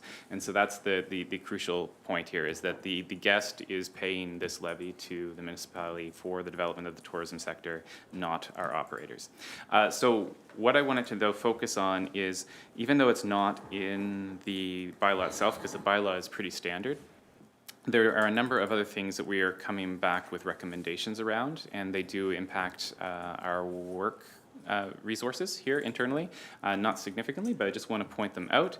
So what we are recommending, obviously, is to implement a 3% levy. We're recommending that that does not come into effect until January 1st of 2026. The two main reasons, just to try to keep that easy, is number one, we don't want to implement it in the middle of a tourism season because that causes administrative hassles for anybody who's operating in the tourism industry.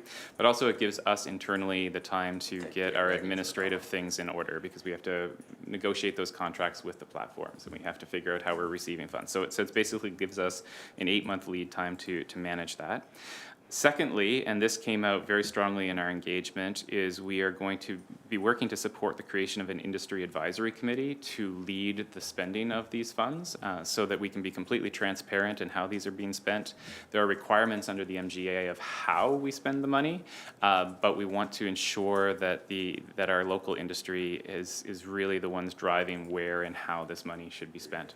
So we've heard strongly from the industry that they would like to see that happen. We will support that coming to place, whether it be with a, fingers crossed, Chamber of Commerce in the area or anything like that, but otherwise we will manage it to try to ensure that the industry has a strong voice in how the funds get spent. I already mentioned the fact that we are making sure that this is charged to that the platform operator charges it at the point of purchase as opposed to our operators herself. That's listed here. We've also identified how we believe the breakdown of the funding would be distributed, just so everybody can see what our thinking is. We're not suggesting that we know exactly where and how yet, but essentially 55% of the funding would be used for local marketing and development here within the Municipality of Chester, which would be completely led by that Industry Advisor Committee.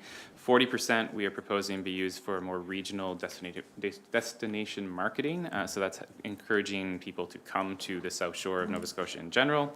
And then 5% would be the administrative costs, which, referencing back to 9.3, is how we would ensure that our administrative costs for both the short-term rental license and for the marketing levy are covered internally. So there's that. The last final thing that I just wanted to note here, which I believe everybody should have heard previously, is that through that committee, we would also be working with our industry to collect and share regional statistics. So we would better understand occupancy, where people are coming from, what they're doing in the area, how long they're staying, so that we can ensure that we're spending money in the places that are most likely to increase those visitations and revenues in the area. So from just because I did this for the last one, under how this impacts our resources, there obviously would be time that we would need to dedicate to ensuring that we do the administrative work to get everything set up, and also to set up that advisory committee. However, I did want to point out as well that with the implementation of the marketing levy, there are certain things that we currently cover through our regular operating funds that we may be able to replace with the funding that we receive from the marketing levy. So it's a diversified revenue source for the municipality as well. And that's my presentation, and if there are any questions, I'll... Tina? Yeah, thank you. So I just, I'm not sure where I'm landing with this. I know we're going to be calling for a vote in a second, so I better make up my mind. But when I reread this, took the time this morning, actually. Certainly I read it when I got the package, but just to reread it and kind of tear it down a little bit. What jumps out at me is the fact that we had 227 short-term rentals referenced here. 36 surveys were returned. So 36 surveys returned. And of the 36, when we look at those numbers, the last line in that first paragraph under discussion, 49% indicated they did not support the levy. Did not support a levy. So when I look at those numbers, they're not very strong for me to be sitting here. I'm just going to be honest, right? For me to be sitting here to vote in favor of this, I have to say. So that's just what I want to say for now. And a question I do have for clarification is around the reference to the larger accommodation operators. How many larger accommodation operators do we have in the Municipality of Chester?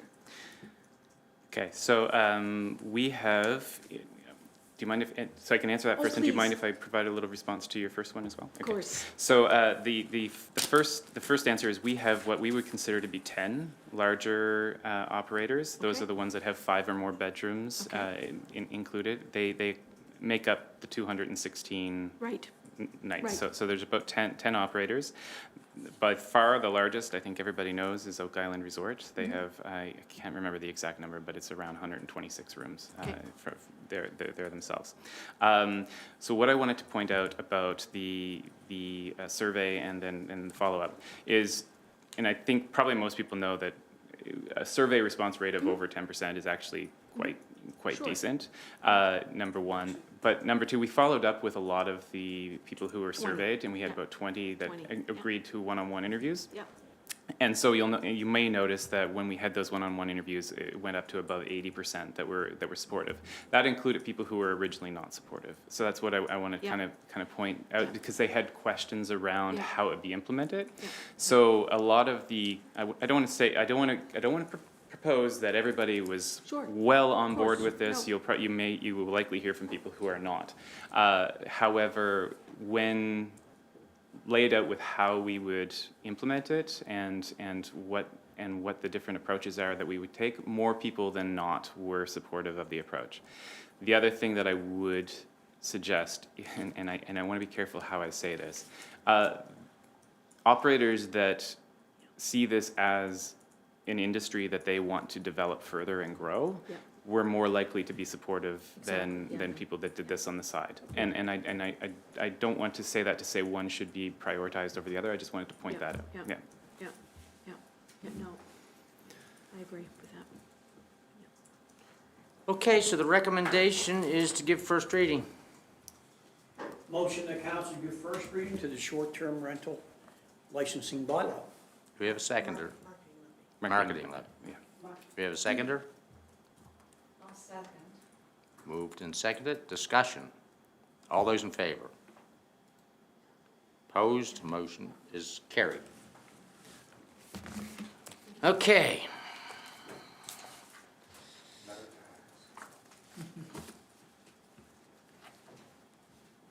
Well, I think people in the industry are. there are commercial businesses that weren't paying any tax prior to, so, yeah. Okay, so I guess we'll go on to 10.1. Much as I don't. Yeah, I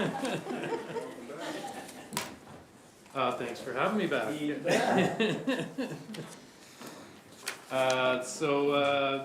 I'm presenting on behalf of Garth here, and we've got a letter from the province, March, that they've changed the MGA's minimum planning standards. Yeah. So they've set maximum setbacks and several other matters for wind turbines. So we've got to look at our policies and regulations for that. So part of the reasoning that's laid out in the letter is that the province wants to move towards the renewable goals that they have for 2030.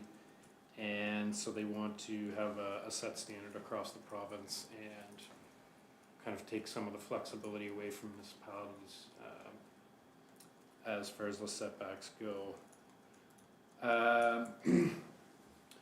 So the three matters that they've stipulated are you can't have a setback more than 4 times the height of a tower. You can't have a setback that's, you need to have at least 40 less than 40 or less decibels measured at the residence. And shadow flicker no more than 30 minutes a day or 30 hours a year. So we don't really need to get into the nitty-gritty on these things, but shadow flicker is essentially, so the turbine spins around and then certain times of the day, Depending on the sun, it might flicker on your house. Flickers could like Okay. be sent towards someone's house and they would get this weird flickering thing that may impact people's health.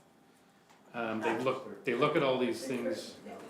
They look at all these things through the environmental assessment that the process that they go through with the province as well. So they study these things already, the proponents of these things.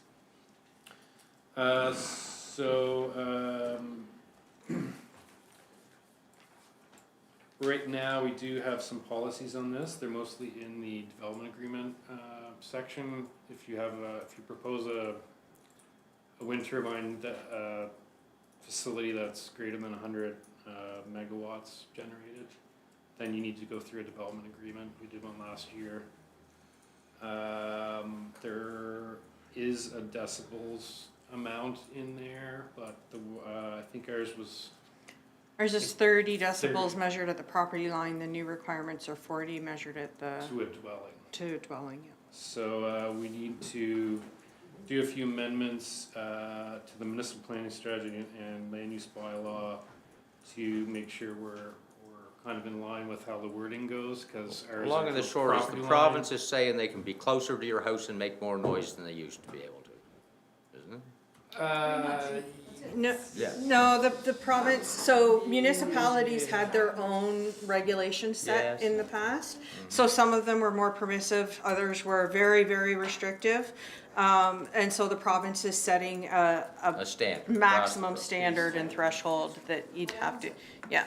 So, but it's not that the province was more permissive necessarily. There was some municipalities that were very much more restrictive, and there were some that were more permissive, but it was really up to the municipalities, and so the province is putting some standards. Sorry, ours appear to be slightly less stringent than what the province has here, so we need to look at those policies. Essentially, we're looking at probably recommending that we just match the language of the MGA, but we'll do a broader study on that and go through the public participation program and all those things. One other note is that these new minimum planning standards also have stipulation that visual impact or aesthetic appearance isn't something that council can consider prior to approval. From preliminary review, it looks like we don't have any of those stipulations in our current policies, so we're not anticipating any change in that. And then just one other matter that's of significant importance is the village of Chester. So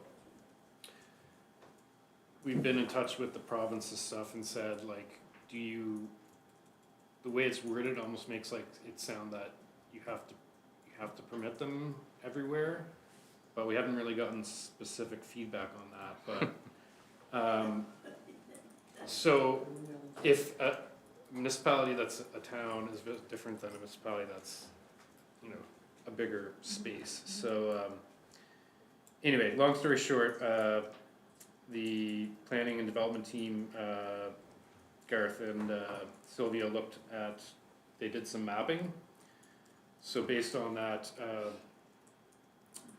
maximum distance, the 4 times the tower height, like how possible is this in the village? And they narrowed it down to like three properties that maybe could house one. So I don't think where we're landed is I don't think there's any reason to change the village plan or land use bylaw, because it just doesn't make sense to have a wind farm there. But the specifics in the province's changes don't necessarily spell out whether a municipality should or shouldn't have some kind of permission for wind turbines in a certain zone. A long story short, I don't think we have to change anything in the village plan. So I don't think we need a decision here. We're presenting this information, and we'll move forward with rolling out a project on this to be decided on in the future. I would just add that the province has not set a timeline on this. So unlike the unplanned areas where there was a timeline, it's another story, but there isn't necessarily a specific timeline on this, but we believe we should just move ahead with the changes at this time. Yeah. So we just have to fall in line in some fashion. Yeah. Essentially, that's all I was kind of curious about. You know, it doesn't appear that you need a motion of council here. No. We're gonna get a report to say how our bylaws are impacted, and whether we agree or disagree, it doesn't really matter. So that's good, so, good. Gina? Thank you. So I would agree in the fact that it's, really doesn't matter whether we agree or disagree. It's going to happen. But I do want to comment, because I am going to, that I am quite insulted by this correspondence. And I don't care who's going to hear that. And I was pleasantly happy to receive the correspondence from that Tara had shared with us yesterday from Colchester and Mayor Christine Blair, who spoke very eloquent in her correspondence to this letter and the fact, and I want to read it. I'm not sure if it'll be included in a future council package. I hope it is, to receive his correspondence. And the letter there, for the people listening, in regards to this, the mayor indicates, for almost 2 years, our municipality has been actively engaged in extensive community consultation on this matter. Our goal was to address residents' concerns while remaining open to new wind turbine development. Through this thoughtful and inclusive process, we have established setback provisions within our own bylaw that we believe were both reasonable and appropriate. Again, it goes on, her letter, and I thought she is representing her community and her municipality, and I really am giving a shout out to that municipality for putting forward that correspondence to Minister Lohr, and that's my own thoughts, and I have the right to do that. Thank you. Well, yeah, you'll bring us back a report. There's no decision to be made, so. Thank you. Since Tina opened the door, the irony of this whole thing, of course, is that in areas where the province should be taking the leadership position, like coastal action, where the water is 100% the domain of the province, and when it becomes where we once had land and then it becomes water, should be of interest to them, they have shirked their responsibility completely. And in areas where they have, for many, many, many decades, afforded municipalities the provision to do their own land use control, and what structures such as wind turbines are well within those rights that they have afforded us. They now have stepped in and decided that they're going to supersede our authorities. So I agree with the people of Colchester and Councillor Connors on that point. And the inconsistency of this government is astonishing. So I will say that. Yeah. So one way or the other, we have to comply. Anyway, okay, we're going to take a 10-minute break, people.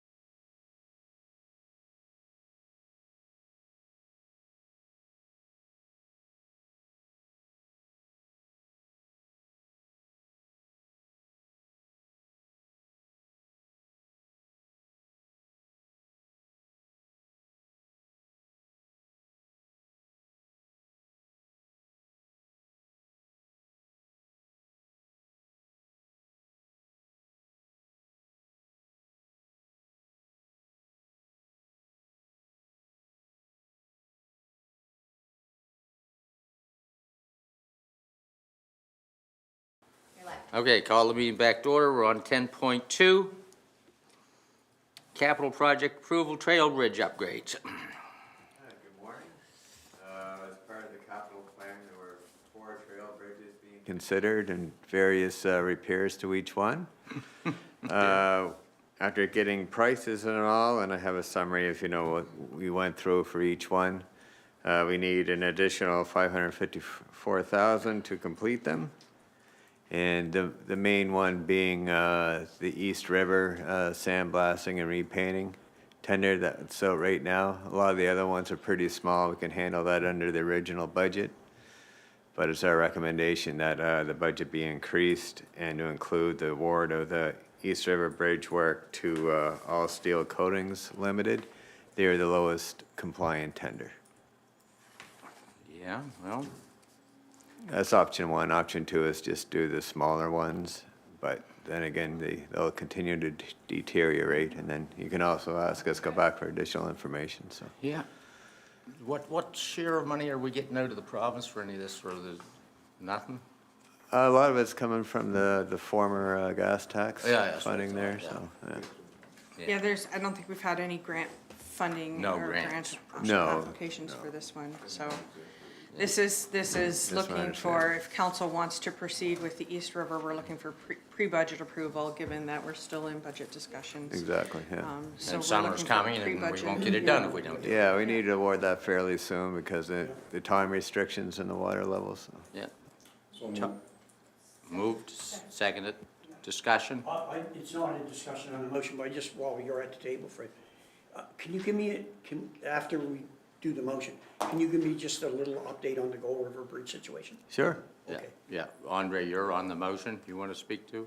Yeah, just curious about the non-compliant bidder, like, can you elaborate on what happened there? Yeah, each bidder had to give examples of their sandblasting and repainting experience and also masonry with a qualified mason, and they did not meet that criteria. Right, so. Further discussion on the motion? All those in favor? Opposed, motion's carried. Right.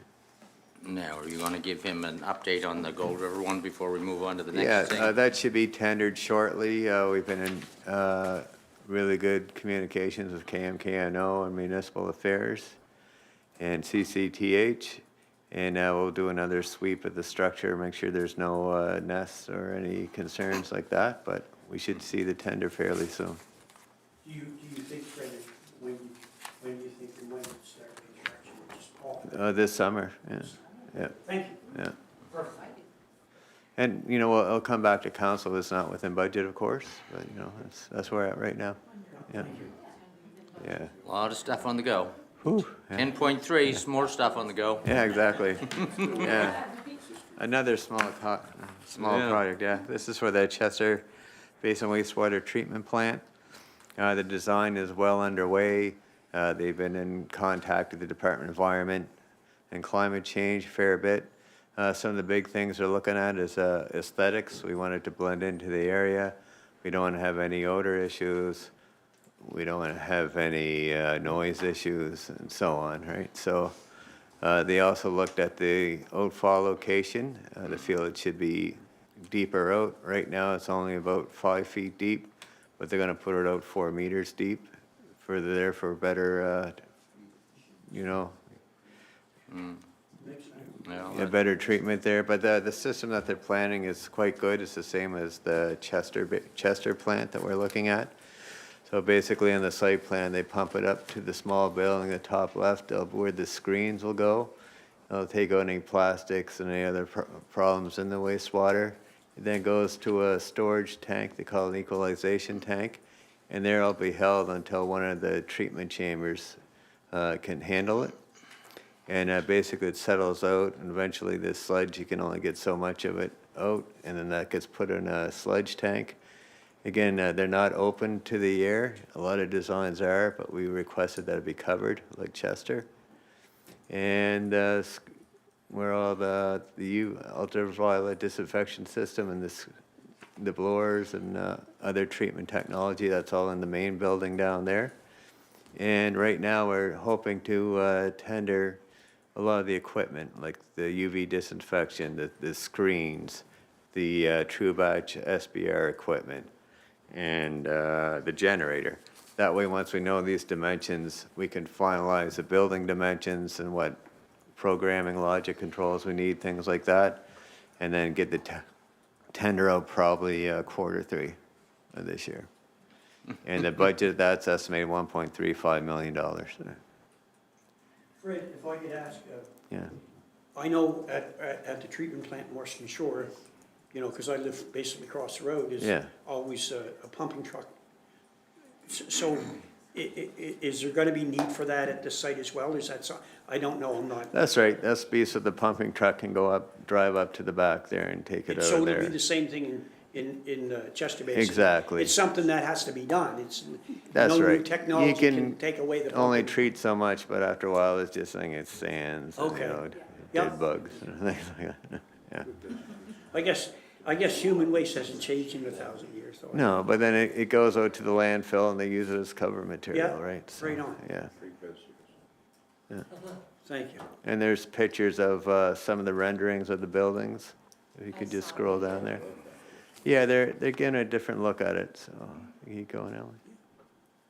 Yeah, so that's the screen room, right, and that's on the top left. And the tanks that all the wastewater is in, like that's the blower building and controls. That And one not- looks like a house. It does, it looks. Yep. Yeah, And and the that's what I tanks will told be people we were gonna recessed try into to the bank and have trees around it, so they're doing their best, right? Yeah. Okay, so recommendation is to approve the location in the budget? Yeah. I'll make that motion. Moved by Abdullah, seconded by Clarissa. Discussion, all those in favor? Opposed, motion's carried. Thanks. Great. Fred's got a lot on his plate. It does.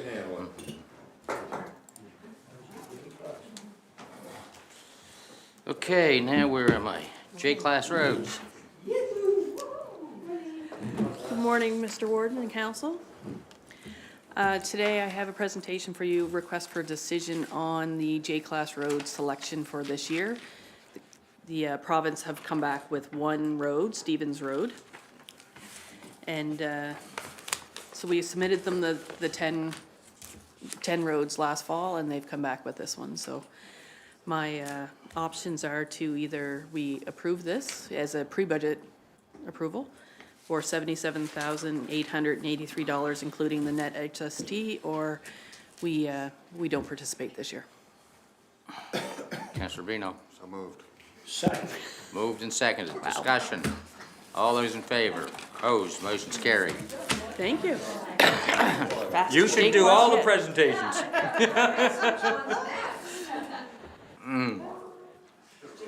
Okay. 11.1, Honorable Fred Tilley, Minister of Public Works, Traffic Safety Act engagement, whatever. Yep, this is just correspondence letting you know that the Minister of Public Works has indicated that they are still waiting on the amendments to go through to the highway, or the Traffic Safety Act, which they think will be several more years now. But they do have some programs, projects, things that they can do to try and improve the situation for municipalities. I don't know what they are. They didn't outline them in the letter. But they did say that if we would like to take part in discussions, that we were to indicate our interest. I have done so and let them know that we're interested in participating. So just letting council know that that is happening, and we'll keep you updated. Okay, 11.2, Mayor Pam Moog, changes to the Department of Justice, Department of Intergovernmental Affairs. Yeah, well, Yeah, so this is really just our 12 months notice for Yeah. provincial changes, yeah. nothing you can do. Nope.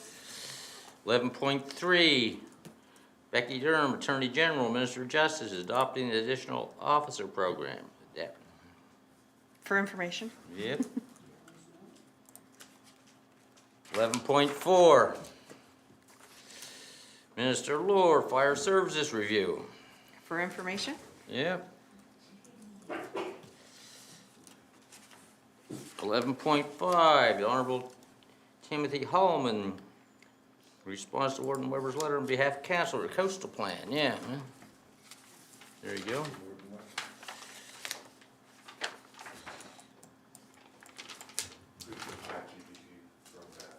Hmm? Yeah. Yeah, well, I mean, I don't know. Where am I now? Okay, I gotta find myself. 12.1, pre-budget approval for mutual aid training. Mutual aid training. Very quickly. Is my mic on, or? Yeah, good. Good morning, council. I just wanted to request a pre-budget approval of $2,500 to support the MLC Fire Services Mutual Aid Training.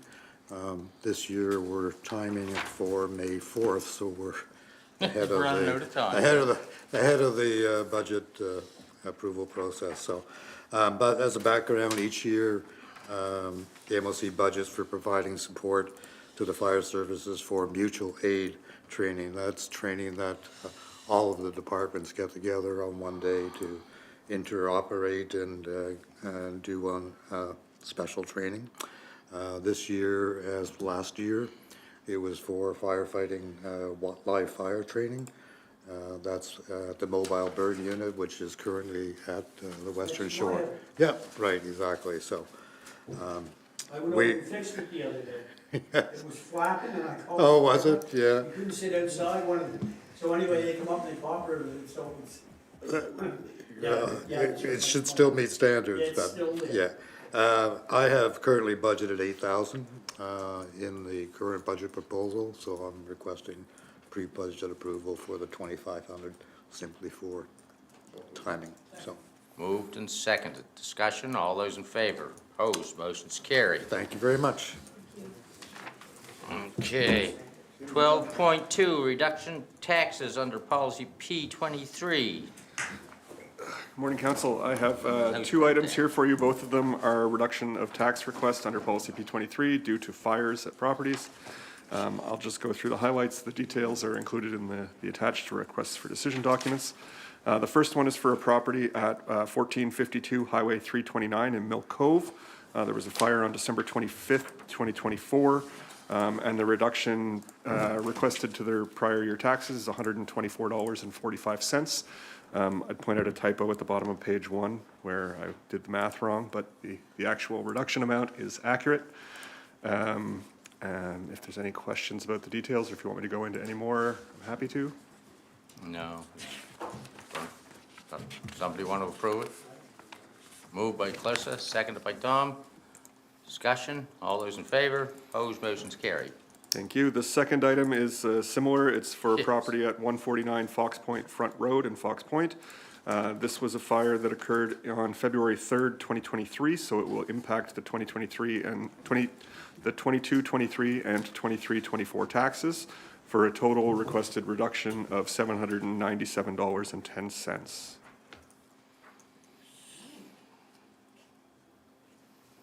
Sharon?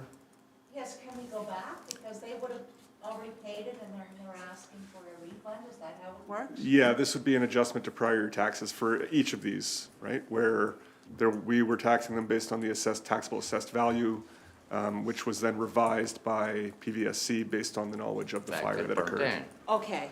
Right, so the fire on February 3rd, 2023, changed the value of that property. However, we've been continuing to tax them on the higher value, so we're making that adjustment. Okay, that's fair. Yeah. Okay. So would you have a motion? Yeah. Moved by Clarissa. I'll second. Seconded by Sharon. Discussion, all those in favor? Opposed, motion's carried. Thank you. And 12.4, I think that's where I am. Yep. Chester Yacht. So Chad's not here. So this is just a request for designated community fund from the Chester Yacht Club. Oh, yeah, the Yep. money's in their bank account. Yep, the money's there, yep. They're requesting $77,000. They have $77,566 in, designated to them right now. So we prepared to give it to them, people? Yep, so moved. Second it, second it, discussion, all those in favor, opposed, motion's carried. Getting there. District grants. Now, the issue here really is more one of whether we're gonna do pre-budget approval. Correct. I mean, yeah, I think, is anybody not fine with it? Everybody, does somebody wanna move them all? So moved. Second. Discussion, all those in favor, opposed, motion's carried. I think I had one addition, and that was the Aman's conference, and you had a piece, I lost mine, but I know. Yep, I've got a copy here we can share. So at the last council meeting, there was a request received from AMANS regarding conference sponsorships. That conference is coming up in the second week of May, I believe. And there was a request from council to come back with more information around the municipalities that were asked for sponsorship. So when it comes to this region, sort of southwest, the southwest region, we are included with the town of Bridgewater, town of Mahone Bay, town of Lunenburg, district of Chester, district of Lunenburg, region of Queens, all get asked for contributions. The overall ask, their goal is to get $10,000 in sponsorships, so they use a population formula, you can see it there. What was requested, the allocation, and then what was asked of each municipal unit. I was asked to come back with the information around what was requested from each unit and the commitments that have been approved already. There's one mistake on the sheet I have in front of you, so town of Bridgewater's, they've committed $1,500. The town of Mahone Bay is $250, town of Lunenburg is $500, and the region of Queens says $200. I missed a zero, it's $2,000. So they gave $2,000. So they're waiting still on our request, and they're waiting on the request from the district to the district of Lunenburg as well. So what do we want to do, people? Andre? I hear something. Andre has the floor. Sorry. I think this is foolish, and I'm not even sure why this is a thing that we do. We send umpteen staff there, they all pay a fee. We spend thousands of dollars on this conference every year. And then we're asked to sponsor their coffee break. Like, put the fee at what it should be for the attendees and forget about this nonsense. It just seems like foolishness. I don't support it. I think it's dumb. And I think that organizers of the committee need to reevaluate their approach. If this is what they need to do, is come beg for money from municipalities in the jurisdiction of their conference. It just makes no sense. And unless we actually send that message, then when does it ever get addressed? Because it's just absurd that, you know, this is a conference that's completely being driven by taxpayer dollars through one way or another. So why this absurd pretend sponsorship? You want real sponsorships? They do have other sponsors. Go to the private sector and get those sponsors. They do have That's what they should be doing, not the taxpayers that are already funding pretty much most of this conference through conference fees. So it just, this is an absurd practice, and I don't support it, and I won't support it, and if it goes ahead, fine, I'll say no more, but they need to stop doing this. If they really want real sponsors, go to the private sector where it belongs. Don't come back to the people that are already paying for like 98% of this conference. It's the taxpayers' money and their taxpayers' employees, and they're having a conference, and And then go get a private sector. If you want sponsorship, go get real sponsors.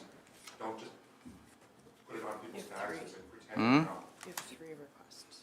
okay, Sharon, I guess. I would support it for this year. I think it requires a discussion for next year. This conference is coming up. I think to finally say, no, we're not supporting, other units feel value in it. I would support it, and if we want to look at it for next year, send the message that we don't intend to. The request only comes when it's in this region, so it's only every 3 or 4 years. So I would be willing to support it. I see value in it. Tina, and then Clarissa, I guess. I can't remember who was first, but. Thank you. So the Region of Queens, $2,000 contribution, it's being held in the Region of Queens, correct? Correct. So it's being held in their area. I get that. I appreciate that. In terms of the costing, and I'm not poo-pooing investment and attendance, training, professional development, and so on, but when Councillor Vino references thousands, I'd have to say that it's probably definitely in the thousands multiplied out, because I think there's, is there 9 individuals that might attend, 7 directors and CAO and deputy CAO, so, you know, when I calculate in my head. Yeah, we usually don't, we usually send 4, 5 people.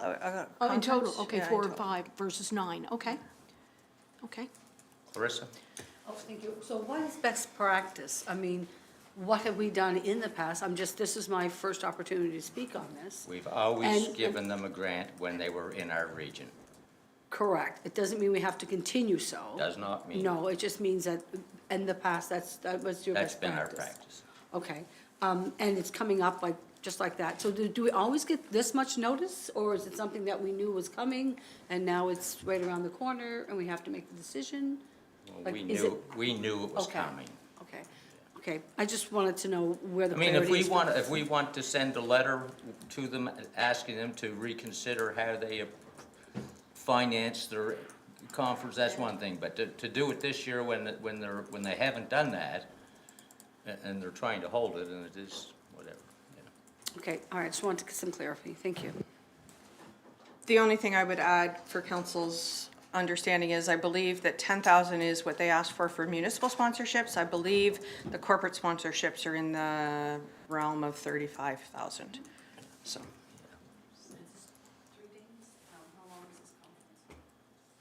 Yeah, so it's 3 days. It's Wednesday, Thursday, Friday.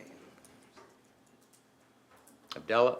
So I guess, I've never really thought about it before, but, till Andre spoke, but, so when we sponsor, so what are we actually sponsoring? The cost of the hotel room, the coffee break, the whatever? Just the dinners, the social So it's just events. part of what we, It's not a targeted sponsorship, it's not Okay. target like the such and such a coffee break. It's a general sponsorship of the conference. So we pay for our own hotel rooms, we pay for, similar to NSFM, we pay for the hotel rooms, we pay for our conference registration. And then they go out and they ask as part of their budget for the conference, they have a certain amount budgeted for Guest corporate speakers. sponsorships. And then they have a certain amount for the region, the municipalities in the region. And so when it's held in Truro, they ask the region, the municipalities in that area. Truro. When they're in Cape Breton, they ask the municipalities so in this that is area. in Queens, this Yes. group? So this particular Our region. one is in our region, considered our region, even though it's in Queens. Okay, thank you. Andre had his- Andre, sorry. I was just wondering, do you think that when we attend NSFM, we could ask Amens for a sponsorship maybe, to help us along, you know? Maybe they could sponsor one of our coffee breaks or something? Obviously, the absurdity of this is what I just can't get past. Again, it's all coming from the taxpayer. So I just feel like there's a inherent, you know, a sponsorship in every other area in the world would be, you know, Able Engineering sponsors the local curling team, and they put like a logo on their pants, and then if they succeed, then people see your logo. We're the government of Chester, you know, whether we have a logo up on the, like, we're paying to go there. That's our endorsement of your conference. You know, we're sending umpteen people there at whatever the rate is, and we're paying for them to stay and all this stuff. That's the contribution. This is just, I think this is an absurd practice. I don't know when it started, but it'll never change because no one will ever, it's always this, well, it only comes around once every 4 years, and the municipality next door did it, so we'd feel sheepish about not contributing. Well, somebody has to not contribute for them to send a message that this is absurd. Why is this happening? What do we want to do? Here's a suggestion. If you want to, like Warden Weber said about, maybe we could send them a message this year, a letter.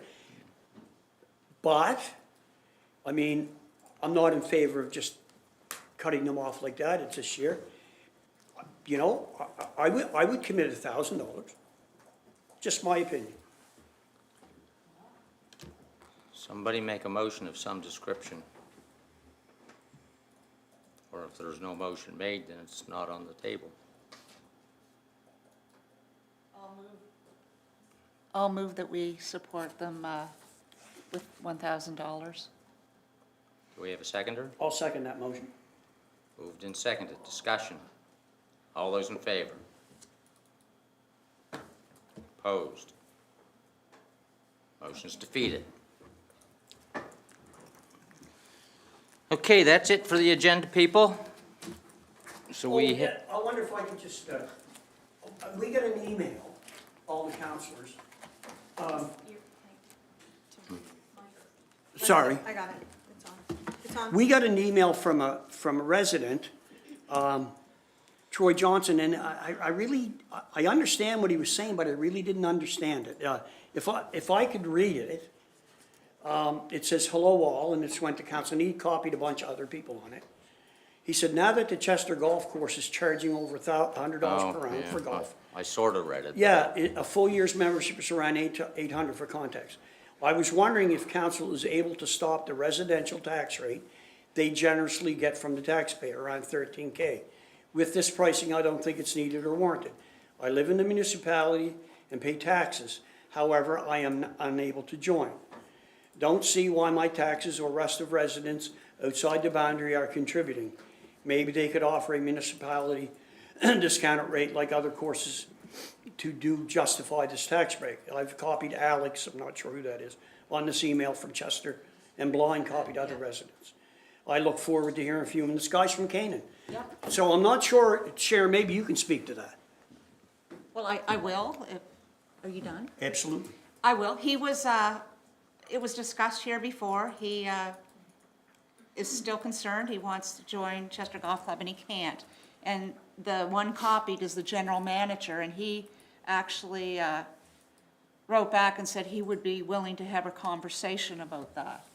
So maybe we can invite him to council, but I think this is a story that the Chester Golf Club have to come to some decision. I think it would be very easy, just open up the membership to the entire municipality, and if you have a wait list, you have a wait list, and if it's 10 years for him to get in, at least he has the opportunity to be on the list. And they weren't willing to change that process, so he's asking again.